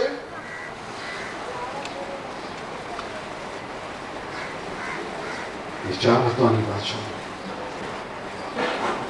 વાનપ્રસ્થ, ભરતજી પોતે વાનપ્રસ્થી થયા છે. ગંડકી નદીને કિનારે નાનકડો આશ્રમ બાંધીને રહેવા લાગ્યા છે. એક દિવસની વાત, સવારના પહોરમાં ભરતજી ગંડકી નદીમાં કમરબુડ પાણીમાં ઉભા રહીને સૂર્યને અર્ઘ્ય આપી રહ્યા છે. આ કમરબુડ પાણીમાં ઉભા રહીને સૂર્યને અર્ઘ્ય આપવો એક બહુ સુંદર ઉપાસના છે. તાત્વિક દ્રષ્ટિએ કહું તો જે પંચમહાભૂતમાંથી આપણો દેહ બન્યો છે, પૃથ્વી, જલ, તેજ, વાયુ અને આકાશ, આ પંચ મહાતત્વોમાંથી આપણો દેહ બન્યો. એ 5 મહાતત્વોની સાથે આપણે સીધા સંપર્કમાં હોઈએ છીએ. We are in direct contact with these 5 great elements. જ્યારે આપણે કમરબુડ પાણીમાં ઉભા રહીને સૂર્યને અર્ઘ્ય આપતા હોઈએ, જોઈ લો, કમરબુડ પાણીમાં ઉભા છે એટલે આપણા પગ પૃથ્વી પર છે, પૃથ્વી તત્વ. કમર સુધી પાણી છે, જલ તત્વ. પછી આટલો ભાગ આપણો આકાશમાં છે, આકાશ, પૃથ્વી, જલ, આકાશ. પવન વહી રહ્યો છે એટલે વાયુ તત્વ. અને ઉગતા સૂર્યને આપણે અર્ઘ્ય આપીએ છીએ, તેજ તત્વ. પૃથ્વી, જલ, તેજ, વાયુ, આકાશ, 5 મહાતત્વોની એક સાથે શક્તિ મળે, જીવન સમૃદ્ધ બને છે. અદભુત પ્રયોગ છે. કમરબુડ પાણીમાં ઉભા રહીને રોજ અર્ઘ્ય આપી શકો તો અતિ ઉત્તમ, પણ એ ન થાય તો કમસે કમ સૂર્યને અર્ઘ્ય આપો. આપણા શાસ્ત્રકારોએ કહ્યું છે, અર્ઘ્ય સૂર્યને કરવામાં આવતો નમસ્કાર છે. 5 દેવતાઓની પૂજા નિયમિત રૂપે થવી જોઈએ પરિવારની અંદર. પંચાયતન પૂજા, સનાતન ધર્મની સંસ્કૃતિ એવું કહે છે, ગણપતિ, શિવ, હરિ એટલે વિષ્ણુ, ભાસ્કર સૂર્ય અને અંબા માતાજી દેવી. ગણપતિ, શિવ, હરિ, ભાસ્કર, અંબા શાંતિ માટે પૂજવા એ પંચદેવ સર્વદા. પંચાયતન પૂજા પ્રત્યેક પરિવારમાં હોવી જોઈએ. ગણેશજીની પૂજા કહેવાની જરૂર જ નથી કે રિદ્ધિ સિદ્ધિના દાતા છે, બુદ્ધિના દેવ છે ગણેશજી. એટલે બુદ્ધિ આવે, રિદ્ધિ સિદ્ધિ આવે એટલું જ નહીં, વિઘ્ન હરતા છે. જીવનમાંથી વિઘ્ન ઓછા થાય ગણેશજીની ઉપાસના કરનાર. શિવ વૈરાગ્યનું પ્રતીક છે. એટલું જ નહીં, શિવે કામને પાળ્યો છે, ત્રીજું નેત્ર ખોલીને. જ્યાં સુધી કામ દહન થતું નથી ત્યાં સુધી ભક્તિ સફળ થતી નથી. શિવજીની ઉપાસના અત્યંત આવશ્યક છે. શિવ. હરિ એટલે વિષ્ણુ. વિષ્ણુનું કોઈ પણ સ્વરૂપ જે તમને ઈષ્ટદેવ તરીકે પ્રેમ ઉભો કરતું હોય એ સ્વરૂપને લો. તમે રામચંદ્રજી તરીકે સ્વીકાર કરવા માંગતા હો તો રામ દરબારજી. તમને કૃષ્ણ, વિષ્ણુનો અવતાર જે છે કૃષ્ણ, એ તમને આત્મીય લાગતા હોય તો કૃષ્ણનું સ્વરૂપ પધરાવો. કૃષ્ણના તો અનંત સ્વરૂપો છે, એમાં પણ તમને જે સ્વરૂપ ગમે, બાલકૃષ્ણ ઠાકોરજી તરીકે પધરાવો, તમને રાધા કૃષ્ણ લાગે, રાસેશ્વર કૃષ્ણ લાગે, ઘણા બધા કૃષ્ણના સ્વરૂપો છે. ગોવર્ધનનાથ છે, શ્રીજી બાબાનું સ્વરૂપ છે. જે કૃષ્ણનું જે સ્વરૂપ તમને આત્મીય લાગતું હોય એને પધરાવો. વિષ્ણુ, લક્ષ્મી નારાયણ તરીકે પધરાવી શકો વિષ્ણુ, યોગેશ્વર તરીકે પધરાવી શકો કૃષ્ણ. કૃષ્ણના તો અનેક સ્વરૂપો. ગણપતિ, શિવ, હરિ, ભાસ્કર, સૂર્યની પૂજા કરો રોજ. અને અંબા, અંબા માતા એટલે શક્તિ, શક્તિના પણ દેવીનું સ્વરૂપ. કોઈ પણ ઘરમાં દેવીની પૂજા થવી જ જોઈએ, શક્તિની ઉપાસના થવી જ જોઈએ. પછી શક્તિને તમે માતાજીને કુળદેવી તરીકે ઉપાસના કરી શકો. આપણા શાસ્ત્રોમાં તો કુળદેવી પ્રત્યેક કુળની હોય, એની આરાધના. યમુનાજી, એને શક્તિ તરીકે ઉપાસના કરી શકો, યમુના મૈયાની. લક્ષ્મીજીનું સ્થાપન કરી શકો દેવી તરીકે. માં છે તો જોઈએ જ ને, આરાધના કરો. ગણપતિ, શિવ, હરિ, ભાસ્કર, અંબા. સૂર્યની રોજ પૂજા કરો. સૂર્યની મૂર્તિ ઘણા લોકો પધરાવે છે, ઠીક છે, પણ સૂર્ય તો સાક્ષાત દેવ છે. રોજ સૂર્યને વંદન કરો. સૂર્ય આપણી પાસે કશું જ માંગતો નથી, માત્ર નમસ્કાર માંગે છે. સંસ્કૃતમાં એવું કહ્યું છે, નમસ્કાર પ્રિયો ભાનુ, જલધારા પ્રિયો શિવ, અલંકાર પ્રિયો કૃષ્ણ, બ્રાહ્મણા મોદક પ્રિય. નમસ્કાર પ્રિયો ભાનુ, સૂર્યને માત્ર નમસ્કાર જોઈએ બસ. તમે સૂર્યનારાયણની આગળ ઉભા રહીને વંદન કરો ને, સૂર્યનારાયણ એટલા બધા આશીર્વાદ વરસાવી દે છે. નમસ્કાર પ્રિયો ભાનુ, જલધારા પ્રિયો શિવ, શિવજીને જળની ધારા, એક લોટો જળ ચડાવ્યું કે ભોળિયો મહાદેવ પ્રસન્ન પ્રસન્ન. સવારે જોયું ને આપણે, જલધારા પ્રિયો શિવ. અલંકાર પ્રિયો કૃષ્ણ, કૃષ્ણને અલંકારો ગમે છે. ઠાકોરજીને તો જેટલા લાભ લેનાવો એટલા ઓછા. અલંકાર પ્રિયો કૃષ્ણ. અને બ્રાહ્મણા મોદક પ્રિય. લાડવા શીખવા જોયું છે બ્રાહ્મણો પાસેથી, પણ હું મશ્કરી નથી કરતો. હું પોતે બ્રાહ્મણ છું, મશ્કરી કરવાનો મને અધિકાર જ નથી. બ્રાહ્મણને ભોજન કરતો જોવો ને, ઇટ્સ અ ટ્રીટ. એટલો શાંતિથી ભોજન કરતા હોય. અને બીજું બ્રાહ્મણ પાસેથી શીખવા જેવું છે, ભોજન પછીનો વિશ્રામ એ પણ ગુરુદેવ પાસેથી શીખવાનું. તમે ઘરમાં કોઈ પૂજા કરો ને આખા દિવસની, નવચંડી કે એવું કંઈ કર્યું હોય, સવારે 9 થી 12 કે 12:30 1 વાગ્યા સુધી પૂજન ને બધું ચાલે, અગ્નિ સ્થાપન થઈ જાય, પછી ફલાહારનો ટાઈમ રાખ્યો હોય ગુરુદેવ હોય. 8-9 બ્રાહ્મણો આવ્યા હોય તમારે ત્યાં એક દિવસ માટે. બપોરે ફરાળ કરો અને તમે હજી તો બપોરના પાછો 2-2:30 વાગે યજ્ઞની તૈયારી શરૂ કરવાની છે. અડધો કલાક હોય ને, તમે જોજો તમારા ઘરનો કોઈ ખૂણો તમને ખબર નહીં હોય, પણ એ બ્રાહ્મણ શોધી કાઢે. ત્યાં આગળ જ્યાં રાખેલો ગમછો હટાવી લંબાવી દે. મોટી યોગ્યતા છે બ્રાહ્મણો પાસે, શીખવાનું છે સમાજે. એ તો કેટલા નખરા હોય સુવાના, તો મને આમ જોઈએ, મને પેલું જોઈએ. આ જરાક ઓશિકું બદલાયું ને એટલે ઊંઘ નહીં આવી, પેલા રોજ ઓશિકા બદલાય છે. લક્ઝરી છે આ પણ, સુઈ શકવું ગમે ત્યારે. યાદો સૂર્યને રોજ અર્ઘ્ય આપવો એક ઉપાસના છે. ગઈકાલે એક આરાધના મેં બતાવી હતી, સંધ્યા દીપ. આજે એક બીજી આરાધના બતાવું છું, જેનું મન બહુ ચંચળ રહેતું હોય, વેવરિંગ માઇન્ડ, નિર્ણયો ન કરી શકાતા હોય, અથવા તો લઘુતા ગ્રંથિ મનમાં ઘર કરી ગઈ હોય. હું તો કઈ છું જ નહીં, મારાથી કઈ થાય નહીં, આ કેવું થશે બધું કામ ને, આ બધું જયારે લાગતું હોય તો સૂર્યનારાયણની આરાધના કરો. રોજ સવારે નિયમ લઈ લો, સૂર્યને અર્ઘ્ય આપવો. ઉગતા સૂર્યના દર્શન કરો. અખંડ 6 મહિના સુધી જો આ નિયમ પાળી શકાશે ને, વ્યાસપીઠ પરથી વચન આપું છું, મન મજબૂત થઈ જશે, નિર્ણય શક્તિ મજબૂત થઈ જશે. સૂર્યની ઉપાસના મનુષ્યને આપે છે. વિજ્ઞાને પણ પુરવાર કર્યું છે કે બાલ સૂર્યની કિરણોની અંદર લાખો ટન એનર્જી હોય છે. ગુમાવી દઈએ છીએ આપણે. નરસિંહે કહ્યું તું રાત રહે જ્યાં રે પાછલી ખટઘડી સાધુ પુરુષને સૂઈ ન રહેવું. રાત જ્યારે 6 ઘડી બાકી રહે, 1 ઘડી એટલે 24 મિનિટ, 6 ઘડી એટલે 24 છંગ 120 અને 144, લગભગ 2 કલાક ને 24 મિનિટ બાકી હોય સૂર્યોદયને, એટલે 2.5 કલાક પહેલા સમજો કે જો 6:30 વાગે સૂર્યોદય થવાનો હોય તો સવારે 4 વાગે ઉઠી જવું. સાધુ પુરુષને સૂઈ ન રહેવું, 4 વાગે ઉઠો. હું જયારે કહું ને પછી કેટલાક લોકોના ચહેરા પર દેખાય તો બધી અમારું ઊંઘવાનું ક્યારે, તો 4 વાગે ઉઠવાનું, કારણ કે એ વખતે જે મીઠી નીંદર આવે છે, સુવાનું રાતના છે. સાધુ ધ્યાન કરો સવારે ઉઠીને, અને પછી જો મન કેટલું મજબૂત બનતું જાય છે. શક્તિ તો એટલી બધી પડી છે આપણી અંદર, આપણે ઉપયોગ કરતા નથી. આપણી હાલત એવી છે કે ખિસ્સામાં હીરો હોય અને દુનિયાની સામે ભીખ માંગતા ફરતા હોઈએ. અનંત શક્તિ આપી રાખી છે. આપણા શાસ્ત્રોએ તો કહ્યું છે, હવેના વૈજ્ઞાનિકો પણ કહે છે કે પ્રત્યેક મનુષ્યની અંદર અનંત શક્તિ છે, ઉપયોગ જ નથી કરતો. બુદ્ધિ કેટલી છે?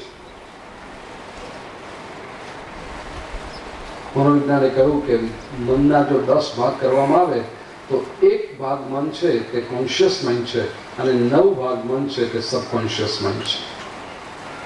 10% મન, રૂપિયામાંથી 10 પૈસા જ આપણે મનનો ઉપયોગ કરીએ છીએ. 90 પૈસા તો એમના એમ જ, 90% મન તો એમનું એમ જ પડ્યું રહે છે, ઉપયોગ જ નથી કરતા. બીજી રીતે કહું તો મન એક એટલો વિશાળ મહેલ છે કે એનો માત્ર આપણે જો 10 ઓરડા હોય ને તો 1 જ ઓરડો આખી જિંદગી વાપરીએ છીએ, બાકીના 9 રૂમ તો અંધારામાં જ પડ્યા છે, વાળ્યા જોડ્યા વગરના. કચરો ભેગો થયા કરે છે, જાળા બાજા કરે છે એની અંદર, અને એમાં જે જાળા બાજે છે, એમાં જે કચરો ભેગો થાય છે, એ બધી તકલીફો પછી આ 1 રૂમમાં જ્યાં આપણે રહીએ છીએ એને પણ થાય છે. કારણ કે સબકોન્શિયસમાં જે તકલીફો બધી કોન્શિયસમાં આવવાની જ છે. અને આ સબકોન્શિયસને પકડવાનો પ્રયત્ન, સબકોન્શિયસને જાણવાનો પ્રયત્ન 2 ક્ષેત્રમાં થઈ શકે. એક સ્વપ્નના ક્ષેત્રમાં અને બીજું ધ્યાનના ક્ષેત્રમાં. આપણને જે સ્વપ્ન આવે છે એ સબકોન્શિયસ માઇન્ડનું પરિણામ છે. સુષુપ્ત મનમાંથી આ બધા સ્વપ્ન આવતા હોય છે. એ સ્વપ્ન ઘણી વખત કેવા વિચિત્ર લાગે આપણને, કંઈ ધનધડો જ ના હોય, પણ એ ધનધડા વગરનું બધું સુષુપ્ત મનમાં છે, જે છે એવું બહાર આવે છે સ્વપ્નની અંદર. અને બીજો પ્રયોગ છે સુષુપ્ત મનમાં પ્રવેશવાનો, એ છે ધ્યાનનો પ્રયોગ. ફરક એ છે કે સ્વપ્નાવસ્થામાં, સુષુપ્ત અવસ્થામાં શું ચાલે છે ખબર પડે છે, પણ આપણા કંટ્રોલ બહારની વાત છે. સ્વપ્નમાં આપણા હાથમાં હોતું નથી કે લાવો સુષુપ્ત મનમાંથી આ આપણે જોઈએ, આપોઆપ થઈ જાય છે. જ્યારે ધ્યાનમાં એ આપણા કંટ્રોલની વાત છે કે આપણે સુષુપ્તની અંદર પ્રવેશ કરીએ છીએ. અને તેથી બધી ખબર પડતી જાય. એ સાફસૂફ કરવાની હોય તો એની પણ ખબર પડતી જાય, એનામાંથી જે ઉપયોગમાં લેવાનું હોય તો એ પણ ખબર પડતું જાય. રોજ સવારે વહેલા ઉઠીને ધ્યાન કરો, સૂર્યની ઉપાસના કરો. ભરતજી સૂર્યને અર્ઘ્ય આપી રહ્યા છે. પહેલો અર્ઘ્ય આપ્યો, બીજો અર્ઘ્ય આપ્યો, ત્રીજો અર્ઘ્ય જ્યાં લેવા જતા હતા ત્યાં હાથમાં વજન લાગ્યું. ભરતજીને થયું પાણીનું વજન આટલું. જોયું એક તરતનું જન્મેલું હરણનું બચ્ચું છે. પાણીમાં હરણ કેવી રીતે હોય? નજર કરી આજુબાજુ, ખ્યાલ આવી ગયો. એક ગર્ભિણી હરણી પાણી પીવા માટે નદીના કિનારે આવી હતી. પૂરા માસનો ગર્ભ હતો. પાછળ કોઈક સિંહે ત્રાળ પાડી, એટલે હરણ આમે ગભરું પ્રાણી છે, એને એકદમ ડરી ગઈને પાણીમાં પડતું મૂક્યું. ગભરાટમાં માતાને પ્રસવ થઈ ગયો.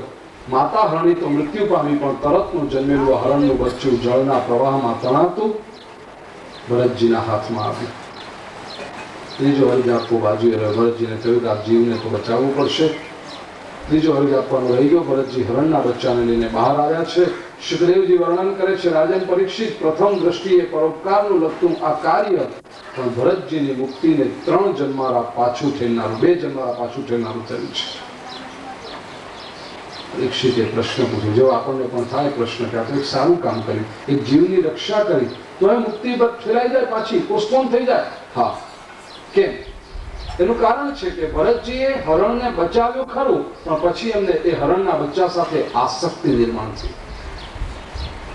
પછી તો ભરતજી પરમાત્માની સેવા કરવા બેઠા હોય તો એને પેલું હરણનું બચ્ચું જ યાદ આવે કરે. ભગવાનને સ્નાન કરાવતા વખતે એને યાદ આવે કે પેલું હરણનું બચ્ચાને કોઈને ઉડાવ્યું હશે કે નહીં. ભગવાનને સામગ્રી ધરાવે ત્યારે એમને યાદ આવે કે પેલા હરણના બચ્ચાને કોઈ જમાડ્યું હશે કે નહીં. ધીરે ધીરે ધીરે મનમાંથી ઈશ્વરના વિચારો ઓછા થતા ગયા, હરણના વિચારો વધતા ગયા. મૃત્યુની ક્ષણે પણ હરણ જ યાદ આવ્યું. બીજો જન્મ હરણ યોનિમાં થયો. શાલગ્રામ ક્ષેત્રમાં ભરતજીએ હરણના કોળિયામાં કાળની પ્રતીક્ષા કરી, કારણ કે યોગના બળથી આગલો જન્મ યાદ હતો. પછીનો જે જન્મ થયો બ્રાહ્મણનું કોળિયું મળ્યું. ભરતજીએ નક્કી કર્યું, બસ આ છેલ્લો જન્મ, હવે કોઈ ભૂલ કરવી જ નથી. કારણ સર્વારંભાય દોષેણ, જે રીતે અગ્નિ ધુમાડાથી ઘેરાયેલો હોય છે એવી રીતે કોઈ પણ કાર્ય તમે કરો, કાર્યનો આરંભ કરો એટલે એમાં કોઈક ને કોઈક દોષ તો રહેવાનો છે. એટલું જ નહીં, તમે કર્મ કરો એટલે કર્મ સાથે સંગ ઉભો થાય, કર્મ સાથે સંગ ઉભો થાય એના કરતા વધારે એના ફળ સાથે સંગ ઉભો થાય, આસક્તિ નિર્માણ થાય. પરિણામે બંધનો શરૂ થઈ જાય. ભરતજી કહે છે કે આ છેલ્લો જન્મ. એમણે પોતાના તરફથી બધા જ કર્મોનો આરંભ કરવાનો બંધ કરી દીધો. કોઈ કર્મનો આરંભ કરે જ નહીં, બીજો કે એ પ્રમાણે કરી આપે. કોઈ કે આ ટોપલો ઉપાડીને ત્યાં મૂકી આપો તો મૂકી આપે. કોઈ કે મારા ખેતરમાં મજૂરી કરવા ચાલો તો જાય. સાંજ પડે પેલો પૈસા આપે તો લઈ લે, ના આપે તો ભરતજી એની પાસે માગે નહીં. ભરતજી એમ વિચારે કે મારે કોઈક જન્મમાં એને ચૂકવવાના હશે, આ ચૂકવાઈ ગયા. પોતે કશું માગે નહીં. ગામ લોકોને તો મજા પડી ગઈ, એમને થઈ ગયા તો કઈ માંગતો જ નથી, આ તો જળ છે સાફ. લોકો જળ ભરત કહીને બોલાવવા લાગ્યા. પણ ભરતજી ખરેખર જળ નહોતા, પરમ જ્ઞાની હતા. વેદાંતની બહુ ઊંચી કક્ષા, સાક્ષી ભાવ, એમાં ભરતજી રહ્યા હતા.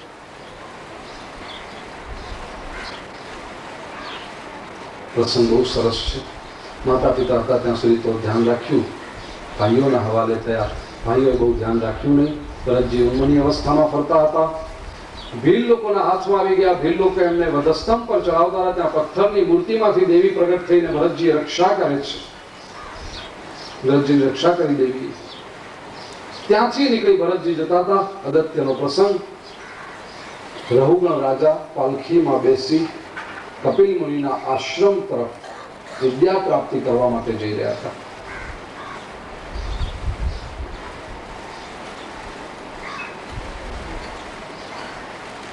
પાલખી 4 વેઠિયા ઉપાડે, એમાં એક વેઠિયો કંઈક બીમાર પડ્યો હશે. રાજાના સૈનિકો વેઠિયો શોધવા નીકળ્યા. ભરતજી જતા જંગલમાંથી એમને જોયા. ઉન્મની અવસ્થા, ભરતજીનું અલમસ્ત શરીર. રાજાના માણસોને થયું કે આ વેઠિયો સારો છે. ચલો, ભરતજી કહે ચલો, કોઈને નાદ નહીં પાડવાની. પાલખી પાસે આવી ગયું, ઉઠાવો ઇસકો, ચલને લગો. ભરતજી પાલખી ઉઠાવી ચાલવા લાગ્યા. ચાલતી વખતે ભરતજીનો નિયમ તે જમીન પર જોઈને ચાલે. કોઈ જીવ જંતુ, કીડી મકોડો કેવું આવે એટલે ભરતજી કૂદકો મારે. ભરતજી કૂદકો મારે એટલે પાલખીમાં બેઠેલા રાજાને આંચકો લાગે. 4-5 વખત આવા આંચકા લાગ્યા. રાજાને ક્રોધ આવ્યો છે. હે બેઠ્યા, સીધા ચાલો, કુદાકૂદ કેમ કરો છો? પેલા આગલા 3 વેઠિયાઓ તો રાજાજી અમે બરાબર ચાલીએ છીએ, નવો વેઠિયો આવ્યો છે ને એ કુદાકૂદ કરે છે. ભરતજી કહે સીધો ચાલ. રાજાએ કહ્યું સીધો ચાલ. બરાબર તો જેમ ચાલતા હતા એમાં જ કંઈ બદલાય નહીં, કારણ કે નીચે જીવ જંતુની હિંસા તો કરાય નહીં. ચાલતા રહે. વળી પાછા 4-5 વખત કૂદકા માર્યા. રાજાને આંચકા લાગ્યા, ક્રોધ આવ્યો છે. રાજાએ પાલખીમાંથી માથું બહાર કાઢીને ભરતજીની સામે જોઈને કહ્યું, કેમ ભાઈ, બહુ દૂરથી તો પાલખી ઉંચકીને આવ્યો અને શરીરે બહુ દુબળો છે એટલે થાકી ગયો હોઈશ નહીં? ભરતજીએ રાજાની આંખમાં આંખ મિલાવીને કહ્યું, તમે 3 વાતો કરી. લાંબુ ચાલ્યો, દુબળું શરીર, થાકી ગયો. આ 3 વાતો મારા દેહને લાગુ પડે છે, મને લાગુ પડતી નથી, કારણ હું તો દેહ નથી, હું તો આત્મા છું. રઘુગણ રાજા જે કપિલ મુનિના શિષ્ય હતા, કપિલ મુનિના શિષ્ય એટલે કપિલ મુનિ જે સાંખ્ય શાસ્ત્રના પ્રણેતા, સાંખ્ય શાસ્ત્ર જે આપણે ગઈકાલે જોઈ ગયા કે એમાં પહેલો સિદ્ધાંત કે હું દેહ નથી, હું આત્મા જ છું. રઘુગણ રાજાને થયું કે મારા ગુરુ સાથે હું આ જ્ઞાનની ચર્ચા તો કરું છું, શબ્દોથી તો મને બધી ખબર છે આ વાતની, પણ હજી સુધી હું એ તત્વને સમજી શક્યો નથી. એ તત્વ, એ અનુભવની વાત આ વેઠીઓ આટલી સરળતાથી કહી દે છે. રાજાને થયું કે કોઈ સામાન્ય વેઠીઓ નથી, કોઈ મહાપુરુષ છે, કોઈ અવધૂત છે. રાજા પાલખીમાંથી કૂદી પડ્યો, ભરતજીના પગ પકડી લીધા, મેં કહ્યું છે અને ક્ષમા કરો, મારી ભૂલ થઈ રહી છે. મને એમ કે તમે કોઈ વેઠિયા છો, હું રઘુગણ રાજા, મને એમ કે તમે કોઈ મજૂર છો કે મેં તમારી પાસે પાલખી ઉચકાવી, મારી ભૂલ થઈ ગઈ. ભરતજી કહે છે ભૂલ થઈ ગઈ નથી, ભૂલ થઈ રહી છે. કોણ રાજા, કોણ મજૂર, કોણ અમીર, કોણ ગરીબ, કોણ ઊંચ, કોણ નીચ, આ બધા ફરક શરીરના છે. અને આપણે શરીર નથી, આપણે તો આત્મા છીએ. જેને પણ મુક્તિ જોઈએ છે તો આત્માનું દર્શન કરતો હોય છે. રઘુગણ રાજા કહે છે બરાબર, બસ આ જ વાત, મારે પણ મુક્તિ જ જોઈએ છે, મને તમે મુક્તિનો ઉપાય બતાવો. ભરતજી રઘુગણ રાજાને મુક્તિનો ઉપાય બતાવ્યો છે, ભરતાખ્યાન. ભરતજી કહે છે રઘુગણ રાજા સૌ પ્રથમ એક વાત સમજી લે, દેહ સાથેની આસક્તિ મનુષ્યના બંધનોનું પરિણામ છે. જે ક્ષણે આપણે એમ સમજી લઈએ કે હું આ શરીર છું, એ ક્ષણે બંધન શરૂ થાય છે. આપણે શરીર નથી, આત્મા છીએ, અને એ આત્માના અનુભવને સમજવો જોઈએ. આત્મશતકમ સ્તોત્રમાં શ્રીમદ આદ્ય શંકરાચાર્યજી કહે છે મનોબુદ્ધિ અહંકાર ચિત્તાની નાહમ ન ચ શ્રોત્ર જિહ્વે ન ચ ઘ્રાણ નેત્રે ન ચ વ્યોમ ભૂમિર ન તેજો ન વાયુ. હું કશું જ નથી, હું મન નથી, હું બુદ્ધિ નથી, હું ઇન્દ્રિયો નથી, હું અહંકાર પણ નથી, હું ચિત્ત પણ નથી. હું મન, બુદ્ધિ, ચિત્ત, અહંકાર, અંતઃકરણ ચતુષ્ટય એ હું નથી, હું ઇન્દ્રિયો નથી. તો હું છું કોણ? ચિદાનંદ રૂપ શિવોહમ શિવોહમ. એ મારું સાચું સ્વરૂપ છે. આ તો ભ્રાંત ધારણાઓ આપણે પકડીને બેઠા કે હું આ, હું તે, આપણે એ છીએ જ.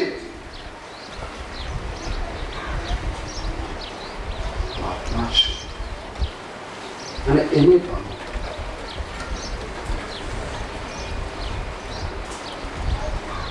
બૌદ્ધ ધર્મગ્રંથોમાં બહુ સરસ વાત આવે છે, એમાં મિલિંદ પાંહો કરીને એક છે. મિલિંદ પાંહો, મિલિંદ એક બહુ મોટો રાજા થયો. એ મિલિંદના પ્રશ્નો, મિલિંદ પાંહો.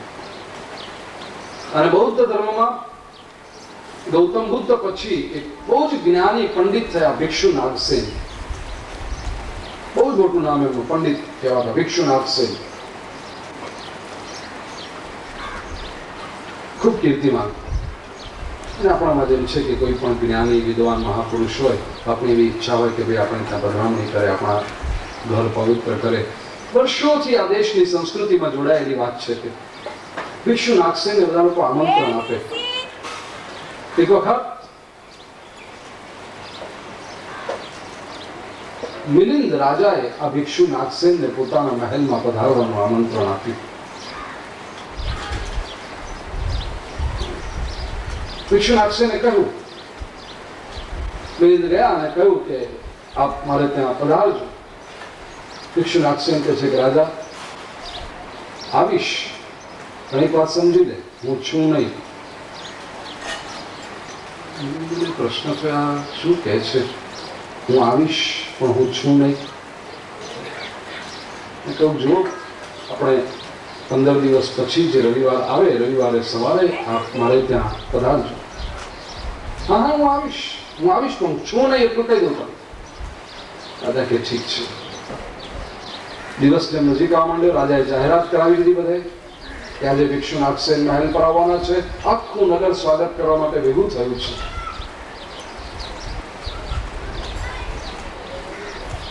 4-5 દિવસ બાકી હતા એ રવિવારના. રાજાને પેલું ખબર તો ન પડી કે આ ભિક્ષુ નાગસેને જે કહ્યું છે કે આવીશ, પણ એક વાત સમજી લે, હું છું નહીં. કે આ સાધુ માણસ ખબર નહીં ક્યારે ક્યાં નીકળી જાય. 4 દિવસ પહેલાથી રાજાએ પોતાના 2 સૈનિકોને ભિક્ષુ નાગસેનને ત્યાં મોકલી આપ્યા. એ સૈનિકોએ કહ્યું કે ભિક્ષુ, આપને ખબર છે ને, રાજા મિલિંદને ત્યાં આપણે જવાનું આમંત્રણ સ્વીકાર્યું છે રવિવારે સવારે. તો કે હા, સ્વીકાર્યું છે આમંત્રણ, પણ હું છું નહીં. સૈનિકો ગભરાયા કે આ તો છું નહીં કહે છે, અને રાજા એમને મોકલ્યા છે ખાસ, તો પાછા નહીં લઈ જઈએ તો રાજા એ કરશે.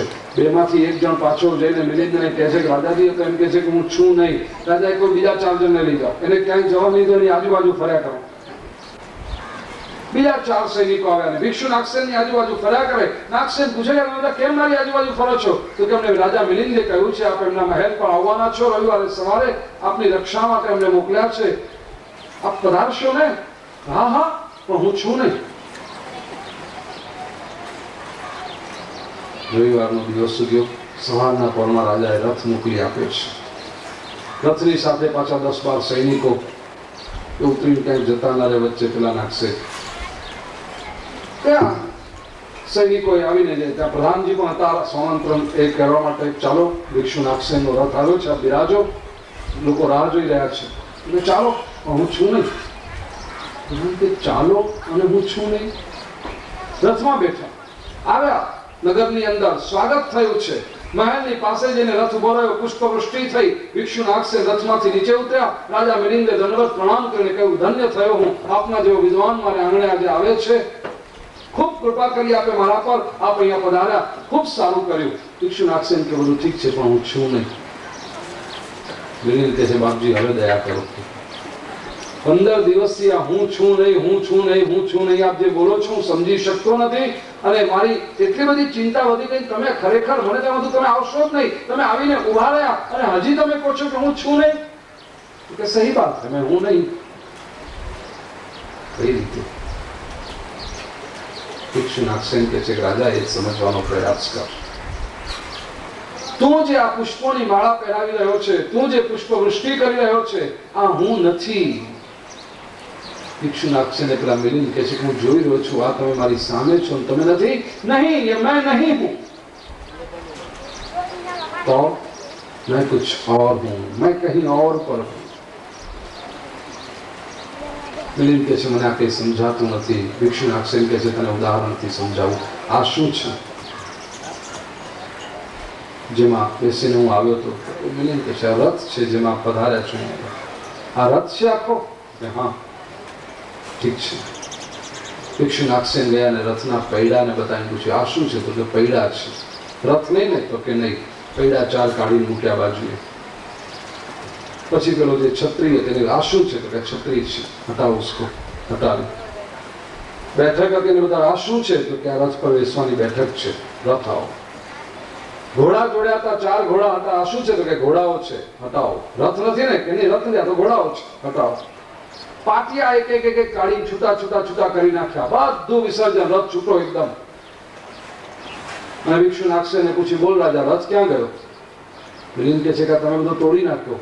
ભિક્ષુ નાગસેન કે રાજા ખોટું નહીં બોલ, મેં જે વસ્તુ કાઢી ત્યારે તને સ્પષ્ટ પૂછ્યું તો આ શું છે? મેં કહ્યું તું, ત્યારે કીધું પહેલું પૈડા છે, એ રથ નહોતા, એટલે મેં કહ્યું હટાવો. છત્રી છે કરીને હટાવ્યું. બેઠક હતી તેને હટાવી. તું ઘોડાઓને હટાવ્યા, સ્ત્રૂને હટાવ્યા, પાટિયાઓને હટાવ્યા. મિલિંદ કહે છે પણ બાપજી તમે ક્યાં આમ કરો છો? આ બધું મળીને તો રથ બને ને?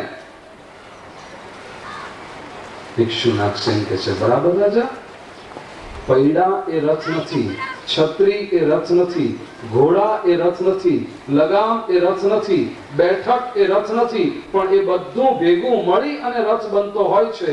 એવી રીતે આ હાથ, પગ, આંખ, નાક, કાન, આ ઇન્દ્રિયો એ હું નથી. એ ઇન્દ્રિયોનો બધો શંભુ મેળો ભેગો મળે અને આ શરીર રચાય. એને તું ઓળખે છે કે આ ભિક્ષુ નાગસેન, પણ હું છું નહીં. હું તો આત્મા જ છું અંદરનો, જેની શક્તિથી બધું ચાલે છે. આત્મા એ શરીરની અંદર રહેલી શક્તિ છે. આ શક્તિને કેમ ઓળખવી? એક સામાન્ય દ્રષ્ટાંતથી સમજી શકાય. પથ્થર પડ્યો હોય ને, આ પથ્થરને કોઈ છોકરો, કોઈ વ્યક્તિ ઉપાડીને આમ ફેંકે પથ્થરને, પથ્થર પોતે જળ છે, પથ્થરની અંદર કોઈ શક્તિ નથી, જળ છે પોતે. પણ જેણે એને શક્તિ આપી છે, જેણે આ પથ્થરને ગતિ આપી છે, એ પ્રમાણે પથ્થર થોડોક દૂર જાય છે. અને જેટલી શક્તિ આપી છે એટલો પથ્થર દૂર જઈ પછી પડે પાછો નીચે. મર્યાદિત ગતિ છે. એ પથ્થરને ગતિ આપી આ વ્યક્તિએ. એવી રીતે આપણું આ શરીર છે ને, એ પણ જળ છે. જે કઈ અંદર ચેતના દેખાય છે તે આત્માની ચેતના છે.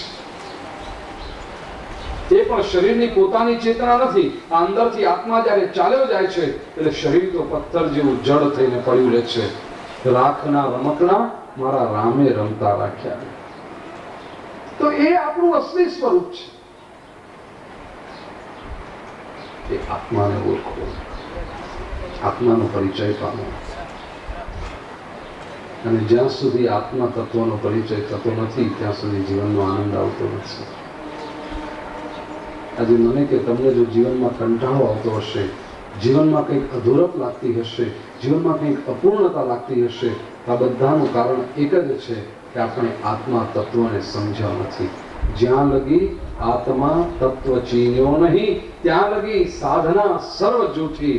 માનુખા દેહ તારો એમ એળે ગયો, માવઠાની જેમ વૃષ્ટિ ઉઠી. દરેક સાધનાનું અંતિમ લક્ષ્ય એ જ હોવું જોઈએ, આત્મ તત્વનો પરિચય. ભરતજીએ જ્ઞાન આપ્યું છે, ભવા કવિનું વર્ણન કર્યું છે. સુખની શોધમાં ભટકતા લોકો,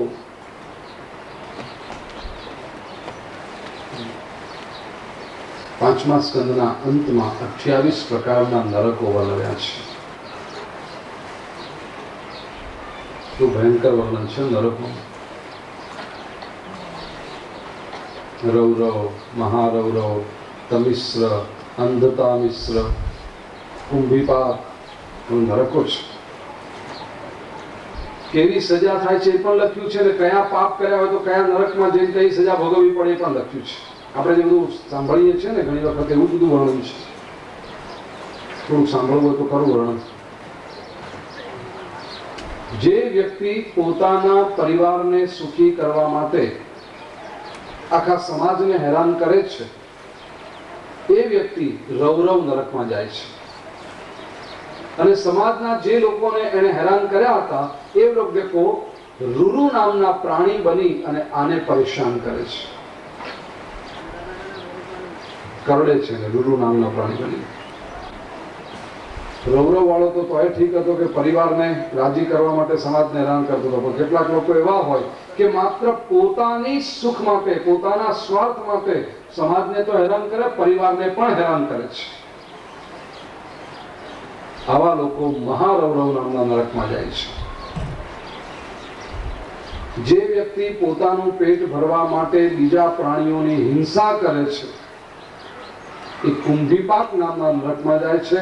અને ત્યાં આગળ યમદૂતો એને ઉકળતા તેલના કડાની અંદર નાખીને તળે છે.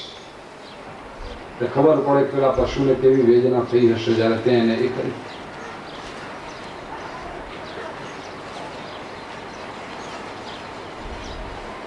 આ વર્ણન સાંભળીને કમકમા ઉભા થઈ જાય, એમ થવા માંડે. અને અત્યાર સુધી આપણે ક્યાંક આવ્યા હોઈશું કે નહીં મને ખબર નથી, પણ જો 28 નરકના વર્ણન વાંચું ને તો ક્યાંક ને ક્યાંક આપણે ફિટ થઈ જઈએ. હા, ડર લાગે એવું વર્ણન છે. વર્ણન પૂરેપૂરો કરીશ તો રાતના ખાવાનું નહીં ભાવે, અને રાતના પાછા ઊંઘમાં ઉઠશો એકદમ ઝપકીને, ઓ બાપરે બચાવો, ઓ બાપરે બચાવો. જવા દો.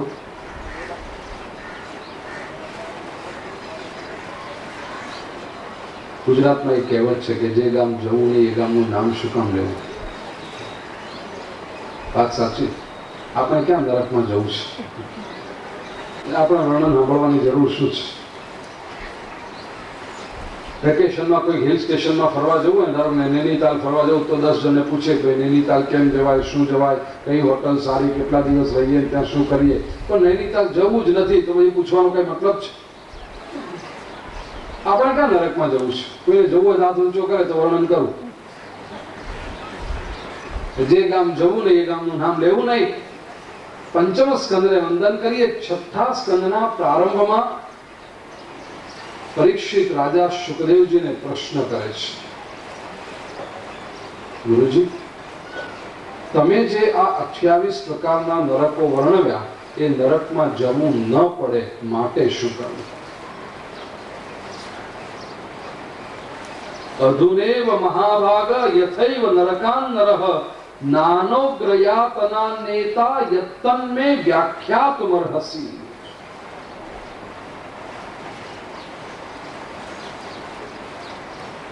બહુ મહત્વનું છે. શુકદેવજી જે 28 પ્રકારના નરકોનું આપે વર્ણન કર્યું એ નરકમાં જવું ન પડે માટે શું કરવું? બહુ કામનો પ્રશ્ન છે.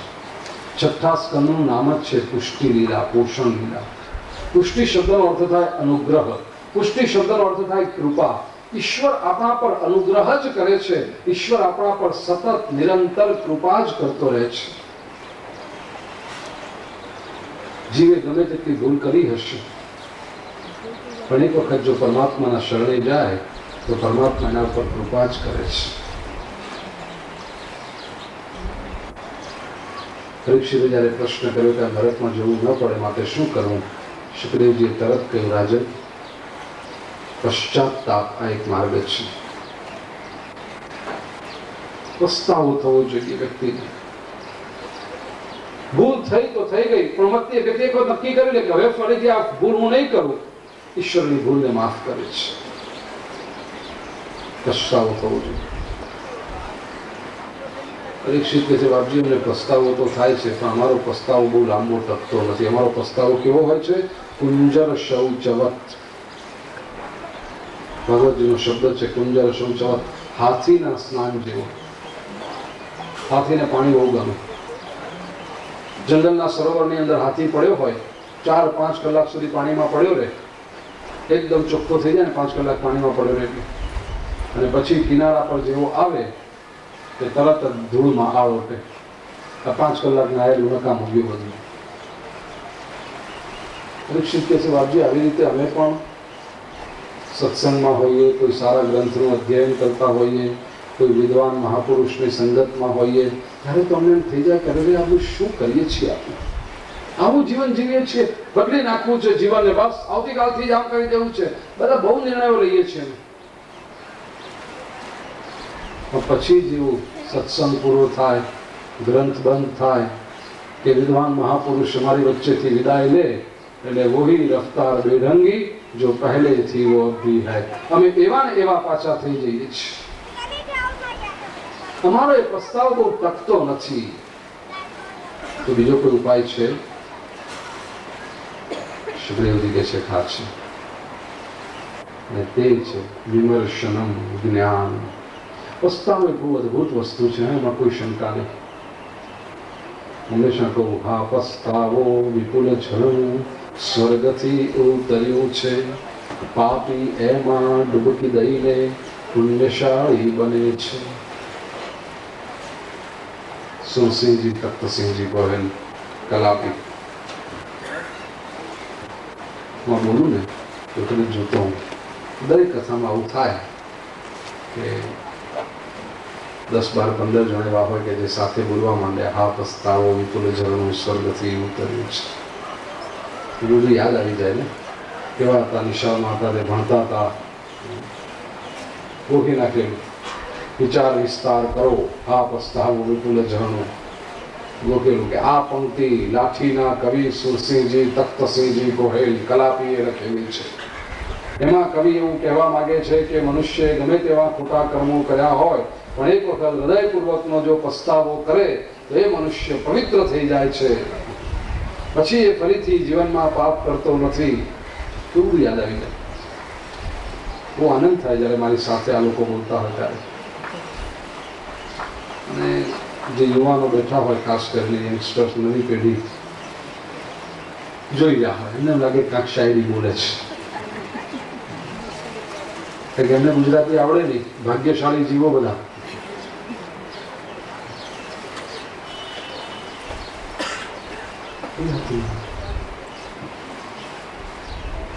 માતૃભાષા આવડવી જોઈએ.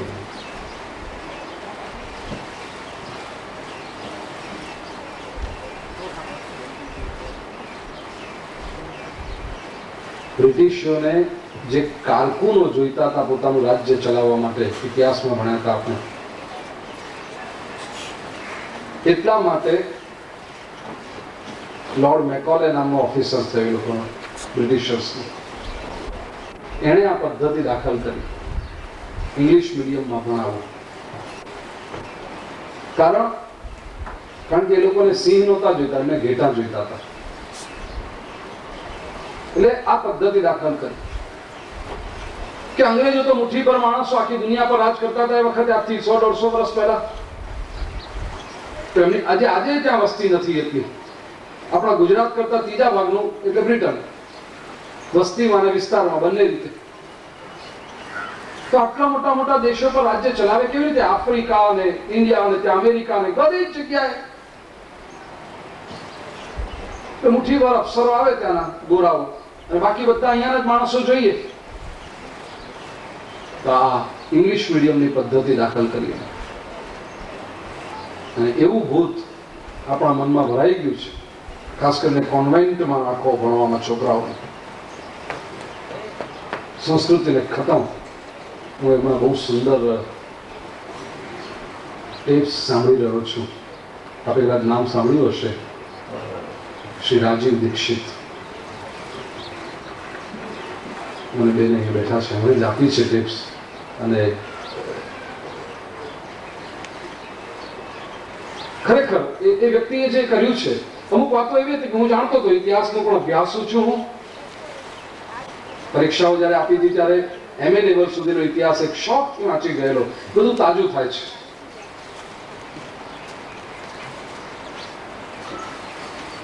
મેકોલે કારકુનો ઉભા કરવા માટે આ પદ્ધતિ દાખલ કરી હતી કે અંગ્રેજી મીડિયમમાં જો આ કરવામાં આવે તો આ લોકો શરીરથી ભારતીય હશે પણ વિચારોથી પાશ્ચાત્ય હશે. એટલે ભારતીય સંસ્કૃતિને ભૂલશે, મૂળ ભૂલી જશે પોતાના. એટલે આપણા માટે બહુ સરસ હાથા તરીકે કામ આવશે આ લોકો બધા. અને એ વાત હજી આજ સુધી ચાલુ રહી છે. અને બહુ સરસ વાત જાણવા મળી. આપણે જે કોન્વેન્ટ આપણે ગૌરવ લઈએ, અમારો છોકરો કે અમારી દીકરી કોન્વેન્ટમાં ભણે છે. તમને ખબર છે આ કોન્વેન્ટ એટલે શું? 300, 350, 400 વર્ષ પહેલા યુરોપની અંદર આપણે જેવી આમ પારિવારિક ભાવના છે ને કે આપણું બાળક આપણે લાડ કરીએ, પ્રેમ કરીએ, વાત્સલ્ય આપીએ, એવું નહોતું. પશુ જેવું જીવન આ લોકો જીવતા હતા. કારણ કે ગરીબી બહુ હતી, ભૂખમરો બહુ હતો યુરોપમાં. ઇન્ડસ્ટ્રીયલ રિવોલ્યુશન આવ્યું પછી ત્યાં આગળ સંપત્તિ થઈ, અને આપણા દેશમાંથી, આખી વિશ્વમાંથી, આફ્રિકામાંથી, ભારતમાંથી, બાંગ્લાદેશમાંથી અને બ્રહ્મદેશમાંથી આ બધેથી સંપત્તિઓ લોકો લઈ ગયા. ઓસ્ટ્રેલિયામાંથી, વિશ્વભરમાંથી સંપત્તિ લૂંટીને ભેગી કરી તે છે અત્યારે. પણ એ વખતે કે સંપત્તિ નહીં, ભૂખમરો, ખેતીવાડી નહીં, કુદરતી સંપત્તિ નહીં, આપણા જેવી વનસ્પતિઓ હોય કે ખેતર, ફળદ્રુપ જમીનો, કશું જ નહીં. પારિવારિક ભાવના નહોતી. તે પુરુષ અને સ્ત્રી લગ્ન જેવું પણ કઈ બહુ ગંભીર એ નહીં, સાથે રહે અને બાળકો થાય તો બાળકને મોટું કોણ કરે? જવાબદારી થઈ જાય.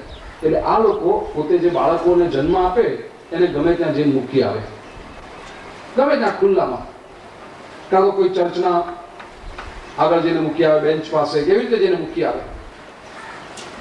હવે આવા જે અનાથ બાળકો બધા થાય એને શું કરવાનું? એટલે રાજાઓએ ડોનેશનો આપીને બધી આ કોન્વેન્ટ સ્કૂલો શરૂ કરી.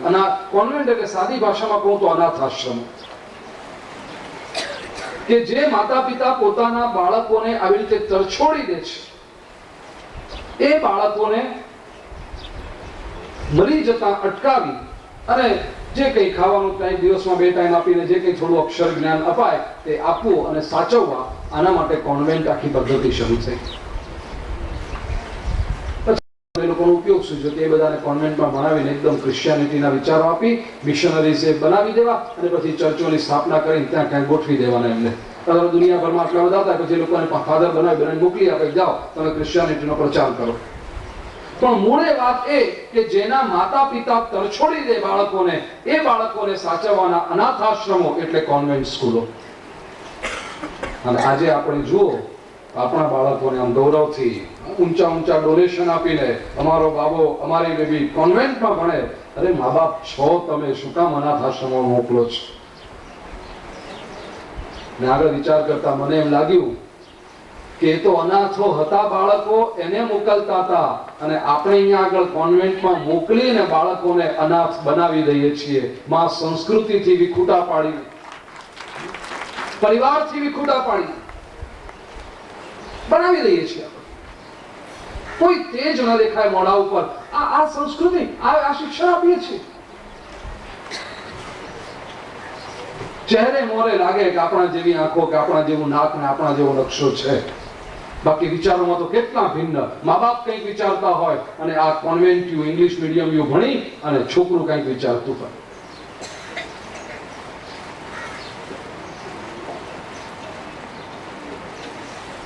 માતૃભાષા શીખવવી જોઈએ. તુર્કસ્તાનમાં એક રખડતી જાતિ છે. આપણે જેમ ત્યાં વણઝારા હોય કેવી રીતના હોય એવી રીતે તુર્કસ્તાનમાં એક રખડતી જાતિ છે, દાગેસ્તાન. એ જાતિમાં એક ગાળ છે. કોઈ માણસ બહુ ઇરિટેટ થયો ને, કોઈ એને હેરાન કરતો હોય પછી ત્રાસી જાય, કંટાળી જાય, એકદમ ગુસ્સે થાય એટલે જે ગાળ આપે, એ ગાળનો અર્થ છે કે ખુદા તને તારી માતૃભાષાથી અજાણ રાખે. ઈશ્વર તને તારી માતૃભાષાથી અજાણ રાખે એનો અર્થ કે જો તું માતૃભાષા ભૂલ્યો તો સૌથી પહેલો તો તું દાદા દાદીથી છૂટો પડીશ. મા બાપને કદાચ થોડુંક આવડતું હોય પણ દાદા દાદીને તો ન ફાવતું હોય, એટલે દાદા દાદીથી તું છૂટો પડે. એ વહાલ, એ પ્રેમ, એ ક્યાંથી મળે તને? એ છૂટો પડે. અને પછી મા બાપથી પણ, કારણ કે વિચારોથી તું મા બાપથી છૂટો પડે. અપરૂટ થયેલા પ્લાન્ટ જેવી આની હાલત થાય, ક્યાંય ન રહે.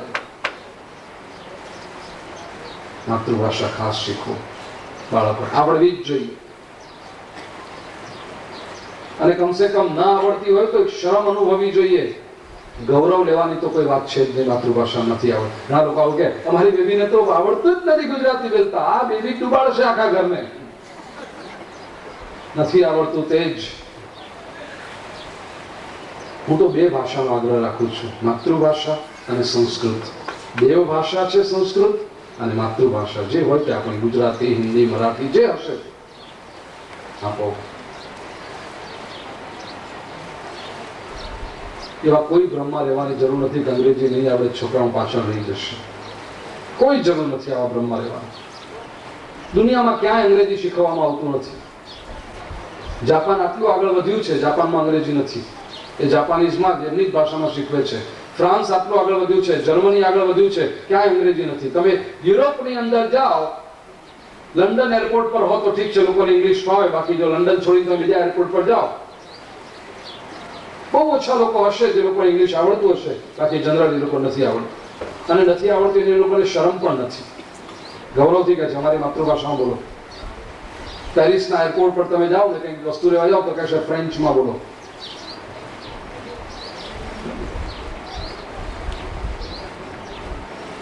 અનુભવથી કહું છું.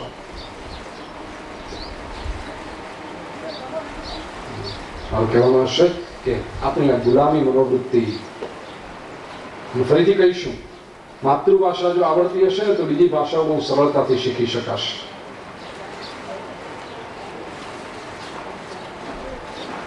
હું પોતે ગુજરાતી મીડિયમમાં ભણ્યો છું અને આજે ગુજરાતી અને હિન્દીમાં તો કથા કરું જ છું, ઇંગ્લિશમાં પણ પ્રવચનો કરું છું.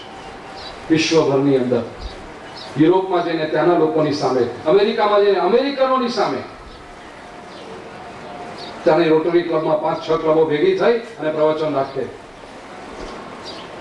અને એમાં જે હોય 15-20% આપણા ભારતીયો, બાકી 80% અમેરિકનો હોય. અને એની આગળ અંગ્રેજીમાં પ્રવચન કરું છું. મને કોઈ તકલીફ નથી પડતી. અને હું કહી દઉં કે 10મા ધોરણ સુધી મને ઇંગ્લિશ બોલતા નહોતું આવડતું, કારણ કે હું ગુજરાતી મીડિયમમાં ભણ્યો હતો. પ્રવચન કરું તો ત્યાંના લોકોને એમ લાગે છે કે તમે ગુજરાતી મીડિયમમાં ભણો? હા ભાઈ, ગુજરાતી મીડિયમમાં ભણો. એ કહે છે કે અમે આટલા વર્ષોથી છે, એના કરતાં સારું ઇંગ્લિશ તમે બોલો છો. હું કહું ભગવાનની કૃપા છે, પ્રભુને વિચારો આપવા છે. મારો કહેવાનો આશય શું છે? મારો કહેવાનો આશય એ છે, હું જે કહેવા માંગુ છું કે માતૃભાષા જો હશે તો બીજી ભાષા બહુ સરળતાથી શીખી શકાશે. आवश्य जो प्रयत्न करशो. भाषा अपने आप बोलने लगती है आपके साथ. मैं बहू गंभीरताથી હું માનું છું કે ન કરે નારાયણ ને કદાચ મારા માતા પિતાને એવી અવળીમતી સૂજી હોત ને મને ઇંગ્લિશમાં મૂક્યો હોત ને તો આજે હું જે છું એ હું ન હોત. હું આજે જે કંઈ છું એને લીધે છું કારણ કે હું માતૃભાષામાં ભણ્યો છું. હું ગુજરાતી મીડિયમમાં ભણ્યો છું. વિષયાંતર આવશ્યક હતું, મહત્વનું હતું, માટે કર્યું છે. જરૂરી છે તેથી કર્યું છે. શુક્રદેવજી કહે છે કે પસ્તાવો કે મનુષ્યને પવિત્ર કરનારી છે. પસ્તાવાના આંસુમાં મનુષ્યના પાપ ધોવાઈ જાય છે. પરીક્ષિતે પૂછ્યું બીજો કોઈ ઉપાય? તો કે હા છે, વિમર્શનમ, જ્ઞાન.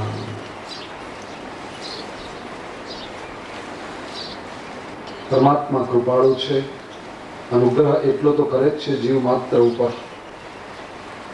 કે મનુષ્યને ક્યારેક જ્ઞાનની તક પ્રાપ્ત થાય. શુક્લદેવજી તો ત્યાં સુધી કહે છે કે પસ્તાવો મનુષ્ય કરે એ સારી વાત છે, પણ પસ્તાવાથી શું થાય કે એના પછીના જે કર્મો છે એ શુદ્ધ થાય. પણ પહેલા જે પાપ કર્મો થઈ ગયા એનું તો ફળ હોય જ છે, એનું તો ફળ ભોગવવું જ પડે. આપણે ત્યાં મહાભારતમાં એક બહુ સરસ શ્લોક છે. ભીષ્મ ઉપદેશ કરે છે યુધિષ્ઠિરને એમાં કે યથા ધેનુ સહસ્રેષુ વત્સો વિંદતિ માતરમ તથા પૂર્વકૃતમ કર્મ કર્તારમ અનુગચ્છતિ. યથા ધેનુ સહસ્રેષુ. ઉદાહરણ કેટલું સરસ આપ્યું. સાંજના ટાઈમે ગાયો ચરીને ગામમાં પાછી આવે ને, હજારો ગાયો એક સાથે આવતી હોય પાછી, અને અહીંયા આગળ વાડામાં બંધાયેલા વાછરડા હોય. એ વાછરડું જેવું છૂટે કે હજારો ગાયના ટોળામાંથી પોતાની માતાને ઓળખી પાડે અને એના આચરણને જઈને વળગી પડે. હજારો ગાયોમાંથી વાછરડું પોતાની, આપણને બધી ગાયો એક સરખી જ લાગે કે નહીં? હા, પણ એ વાછરડું પોતાની માતા ગાય છે એને ઓળખી કાઢે. આવી રીતે મનુષ્યના કર્મો જે છે એ મનુષ્ય ભલે ગમે ત્યાં જાય, ગમે તેવો જન્મ લે, ગમે તે સ્વરૂપે જાય, તો એનું કર્મ છે એ મનુષ્યને ઓળખી પાડે છે અને જેને પકડી લે છે. આ કર્મો કર્તાને શોધી લે છે. કર્મો ફળ આપ્યા વગર કદી શાંત રહેતા જ નથી. તો આ કર્મોનો નાશ કેવી રીતે થાય? એક જ રસ્તો, જ્ઞાન, વિમર્શનમ. અને ઈશ્વર એટલો તો કૃપાળુ છે કે પ્રત્યેકના જીવનમાં ક્યારેક ને ક્યારેક જ્ઞાન માટેની તક ઊભી કરે છે. પરમાત્માની આ તક ઝડપી લઈએ, જીવનની ગાડીના પાટા બદલી નાખીએ તો ચોક્કસ મુક્તિ મળે છે. એ વાતને પુરવાર કરવાને માટે અજામિલની કથા કહી છે.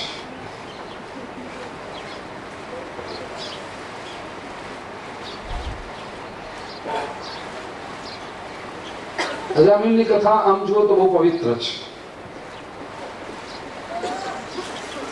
બહુ પ્રસિદ્ધ છે, પણ જેટલી પ્રસિદ્ધ છે ને એટલી જ મિસઅન્ડરસ્ટુડ છે.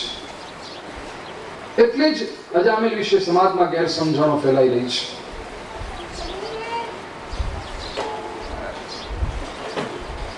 એક બે મિનિટ માટે જરા પ્રભુ સ્મરણ કરીએ. શ્રી કૃષ્ણ શરણમ મમ, શ્રી કૃષ્ણ શરણમ મમ, શ્રી કૃષ્ણ શરણમ મમ, જય શ્રી કૃષ્ણ શરણમ મમ. થોડા થોડા આગળ આવી જઈએ, પાછળ બિલકુલ જગ્યા નથી. શ્રી કૃષ્ણ શરણમ મમ, શ્રી કૃષ્ણ શરણમ મમ, જય શ્રી કૃષ્ણ શરણમ મમ, શ્રી કૃષ્ણ શરણમ મમ, શ્રી કૃષ્ણ શરણમ મમ, શ્રી કૃષ્ણ શરણમ મમ, जय श्री कृष्ण शरणं मम श्री कृष्ण शरणं मम श्री कृष्ण शरणं मम श्री कृष्ण शरणं मम जय श्री कृष्ण शरणं मम श्री कृष्ण शरणं मम श्री कृष्ण शरणं मम श्री कृष्ण शरणं मम जय श्री कृष्ण शरणं मम श्री कृष्ण शरणं मम श्री कृष्ण शरणं मम श्री कृष्ण शरणं मम जय श्री कृष्ण शरणं मम श्री कृष्ण शरणं मम श्री कृष्ण शरणं मम श्री कृष्ण शरणं मम जय श्री कृष्ण शरणं मम श्री कृष्ण शरणं मम श्री कृष्ण शरणं मम श्री कृष्ण शरणं मम जय श्री कृष्ण शरणं मम स्वीकारित मारा भारी रे हे श्री जी बावा उपकार तमारा भारी रे हे श्री जी बावा मन चरण कमल मारा गोरे हे श्री जी बावा मन चरण कमल मारा गोरे हे श्री जी बाबा दर्शन दे जो आरी रे हे श्री जी बाबा दर्शन दे जो वारी रे हे श्री जी बाबा तमी जति पुराना वासी मेवाड़ने की दुकाशी तमे जति पुराना वासी मेवाड़ने की दुकाशी तमी संकट ना हरनारा रे हे श्री जी बावा तमे सार तमारा भारी रे हे श्री जी बाबा तमी मोर उगट पिछदारी ना की शोभाव वाली तमे मोर मुकुट विचतारी नाके शोभा मोहारी बोलाओ हाथ लंबावी रे हे श्री जी बावा हाथ लंबावी रे हे श्री जी बाबा उपकारित मारा भारी रे हे श्री जी बावा उपकार तमारा भारी रे हे श्री जी बाबा मीठी मांग्यू ते आप्यो दुख पड़ता पहला काप्यो मेरे मांग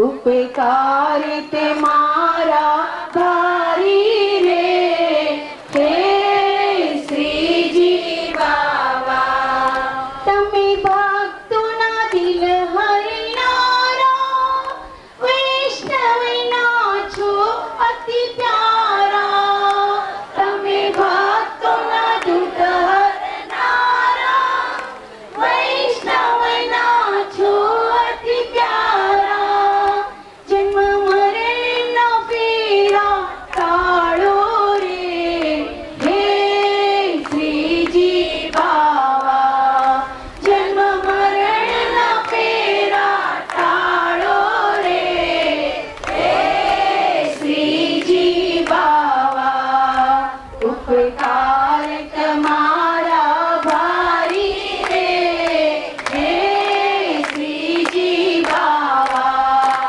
ઉપકાર તમારા ભારી રે હે શ્રીજી બાવા જી ભક્ત ચરણ ગ્રહે છે એ ખરી મજામાં રે છે જે ભક્ત ચરણ ગ્રહે છે એ ખરી મજામાં રે છે સાચા સદભાગી તે છે રે હે શ્રીજી બાવા સાચા સદભાગી તે છે રે હે શ્રીજી બાવા ઉપકાર તમારા ભારી રે હે શ્રીજી બાવા મને ચરણ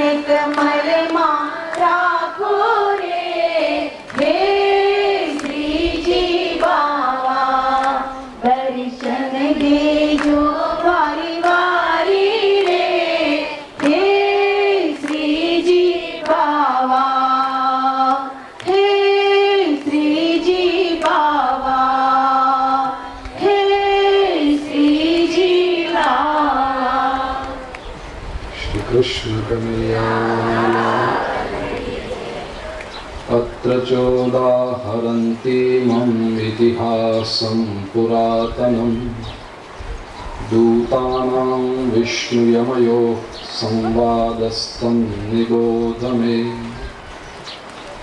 કાન્યકુબ્જે દ્વિજઃ કશ્ચિદ દાસીપતિરજામિલઃ નામ્ના નષ્ટ સદાચારો દાસ્યા સંસર્ગદૂષિતઃ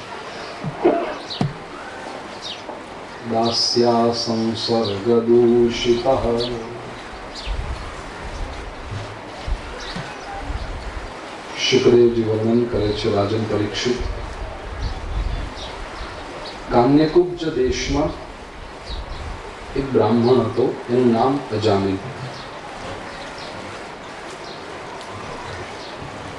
અજા એટલે માયા મિલ મળેલો માયામાં મળેલો તે અજામિલ છે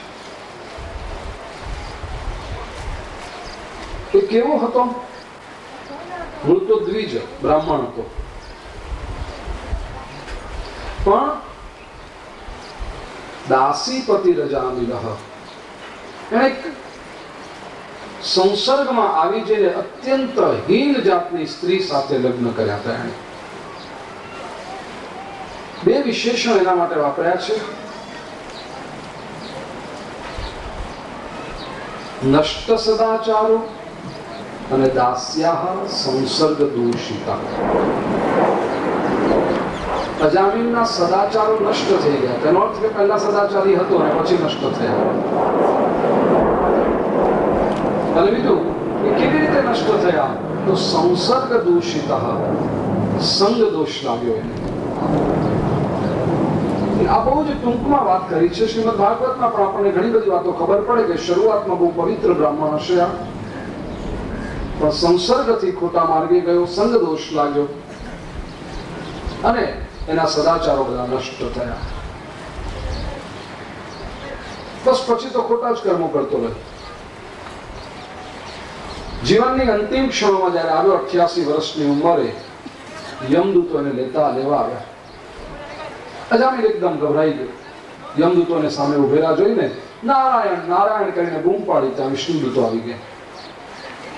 વિષ્ણુદૂતોએ યમદૂતોને અટકાવ્યા કે આને તમે ન લઈ જાઓ. કેમ? તો કે આણે નારાયણનું સ્મરણ કર્યું છે, અમે વિષ્ણુદૂતો છીએ, અમે એને નહીં જ લઈ જવા દઈએ. યમદૂતો કે છે નારાયણ નારાયણ બોલ્યો છે ખરું, પણ નારાયણ ભગવાનનું નામ નથી બોલ્યો. આ નારાયણ એના દીકરાનું નામ બોલે છે. આ સૌથી નાના દીકરાનું નામ છે નારાયણ. વિષ્ણુદૂતો કે છે એનો કોઈ વાંધો નથી. અજાણતા પણ ગોળ મોઢામાં મુકાઈ જાય તો ગળ્યો લાગે કે નહીં? અજાણતા ઝેર પીવાઈ જાય તો એ પોતાની ખોટી અસર બતાવે કે નહીં? બતાવે. તો એમ કહી શકે કે મારાથી ભૂલથી ઝેર પીવાઈ ગયું એટલે કાંઈ વાંધો નહીં. એ અસર બતાવે.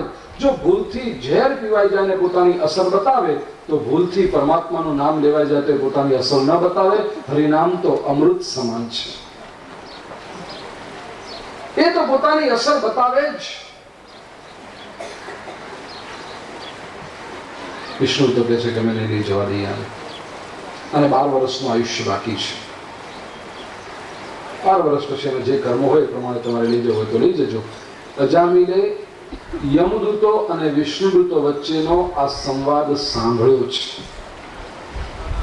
ઇત્યુક્તે યમદૂતૈસ્તે વાસુદેવોક્તકારિણઃ તાન પ્રત્યુચુ પ્રહસ્યેદમ મેઘ નિર્હાદયા ગયા. આ યમદૂતો અને વિષ્ણુદૂતો વચ્ચેનો સંવાદ અજામિલે સાંભળ્યો. એવંતે ભગવદ્દૂતા યમદૂતાભિભાષિતમ ઉપધાર્યા થતાં રાજન પ્રત્યાહોર્નય કોવિદઃ. અને અજામિલે વિચાર કર્યો, મારી પાસે 12 વર્ષ છે. આ 12 વર્ષમાં એને સત પ્રવૃત્તિ કરી, પરમાત્માની ભક્તિ કરી. 12 વર્ષનો સમય એટલે આમ જુઓ તો એક તપ કહેવાય. અજામિલે એ તપ કર્યું અને એ તપના પરિણામે એને મુક્તિ મળી છે, વૈકુંઠમાં ગયો. આખી આગળ પાછળનું જે સત્વ છે તે આપણે કન્વિનિયન્ટલી ભૂલી જઈએ અને અજામિલની કથા લોકોમાં એક જ ચર્ચા થાય, અજામિલ બહુ સારો, આખી જિંદગી ગમે તેમ જીવ્યો અને મળતી વખતે નારાયણ નારાયણ બોલ્યો, વૈકુંઠ મળી ગયું. પછી આપણને પણ થાય આપણે પણ આખી જિંદગી શું કામ ભક્તિ કરીએ? એના કરતા મળતી વખતે ભગવાનનું નામ લઈ લઈશું એટલે મુક્તિ મળી જશે. અને આપણે ન લઈએ તો આપણને ઉંચકી જનારા તો લેવાના જ છે,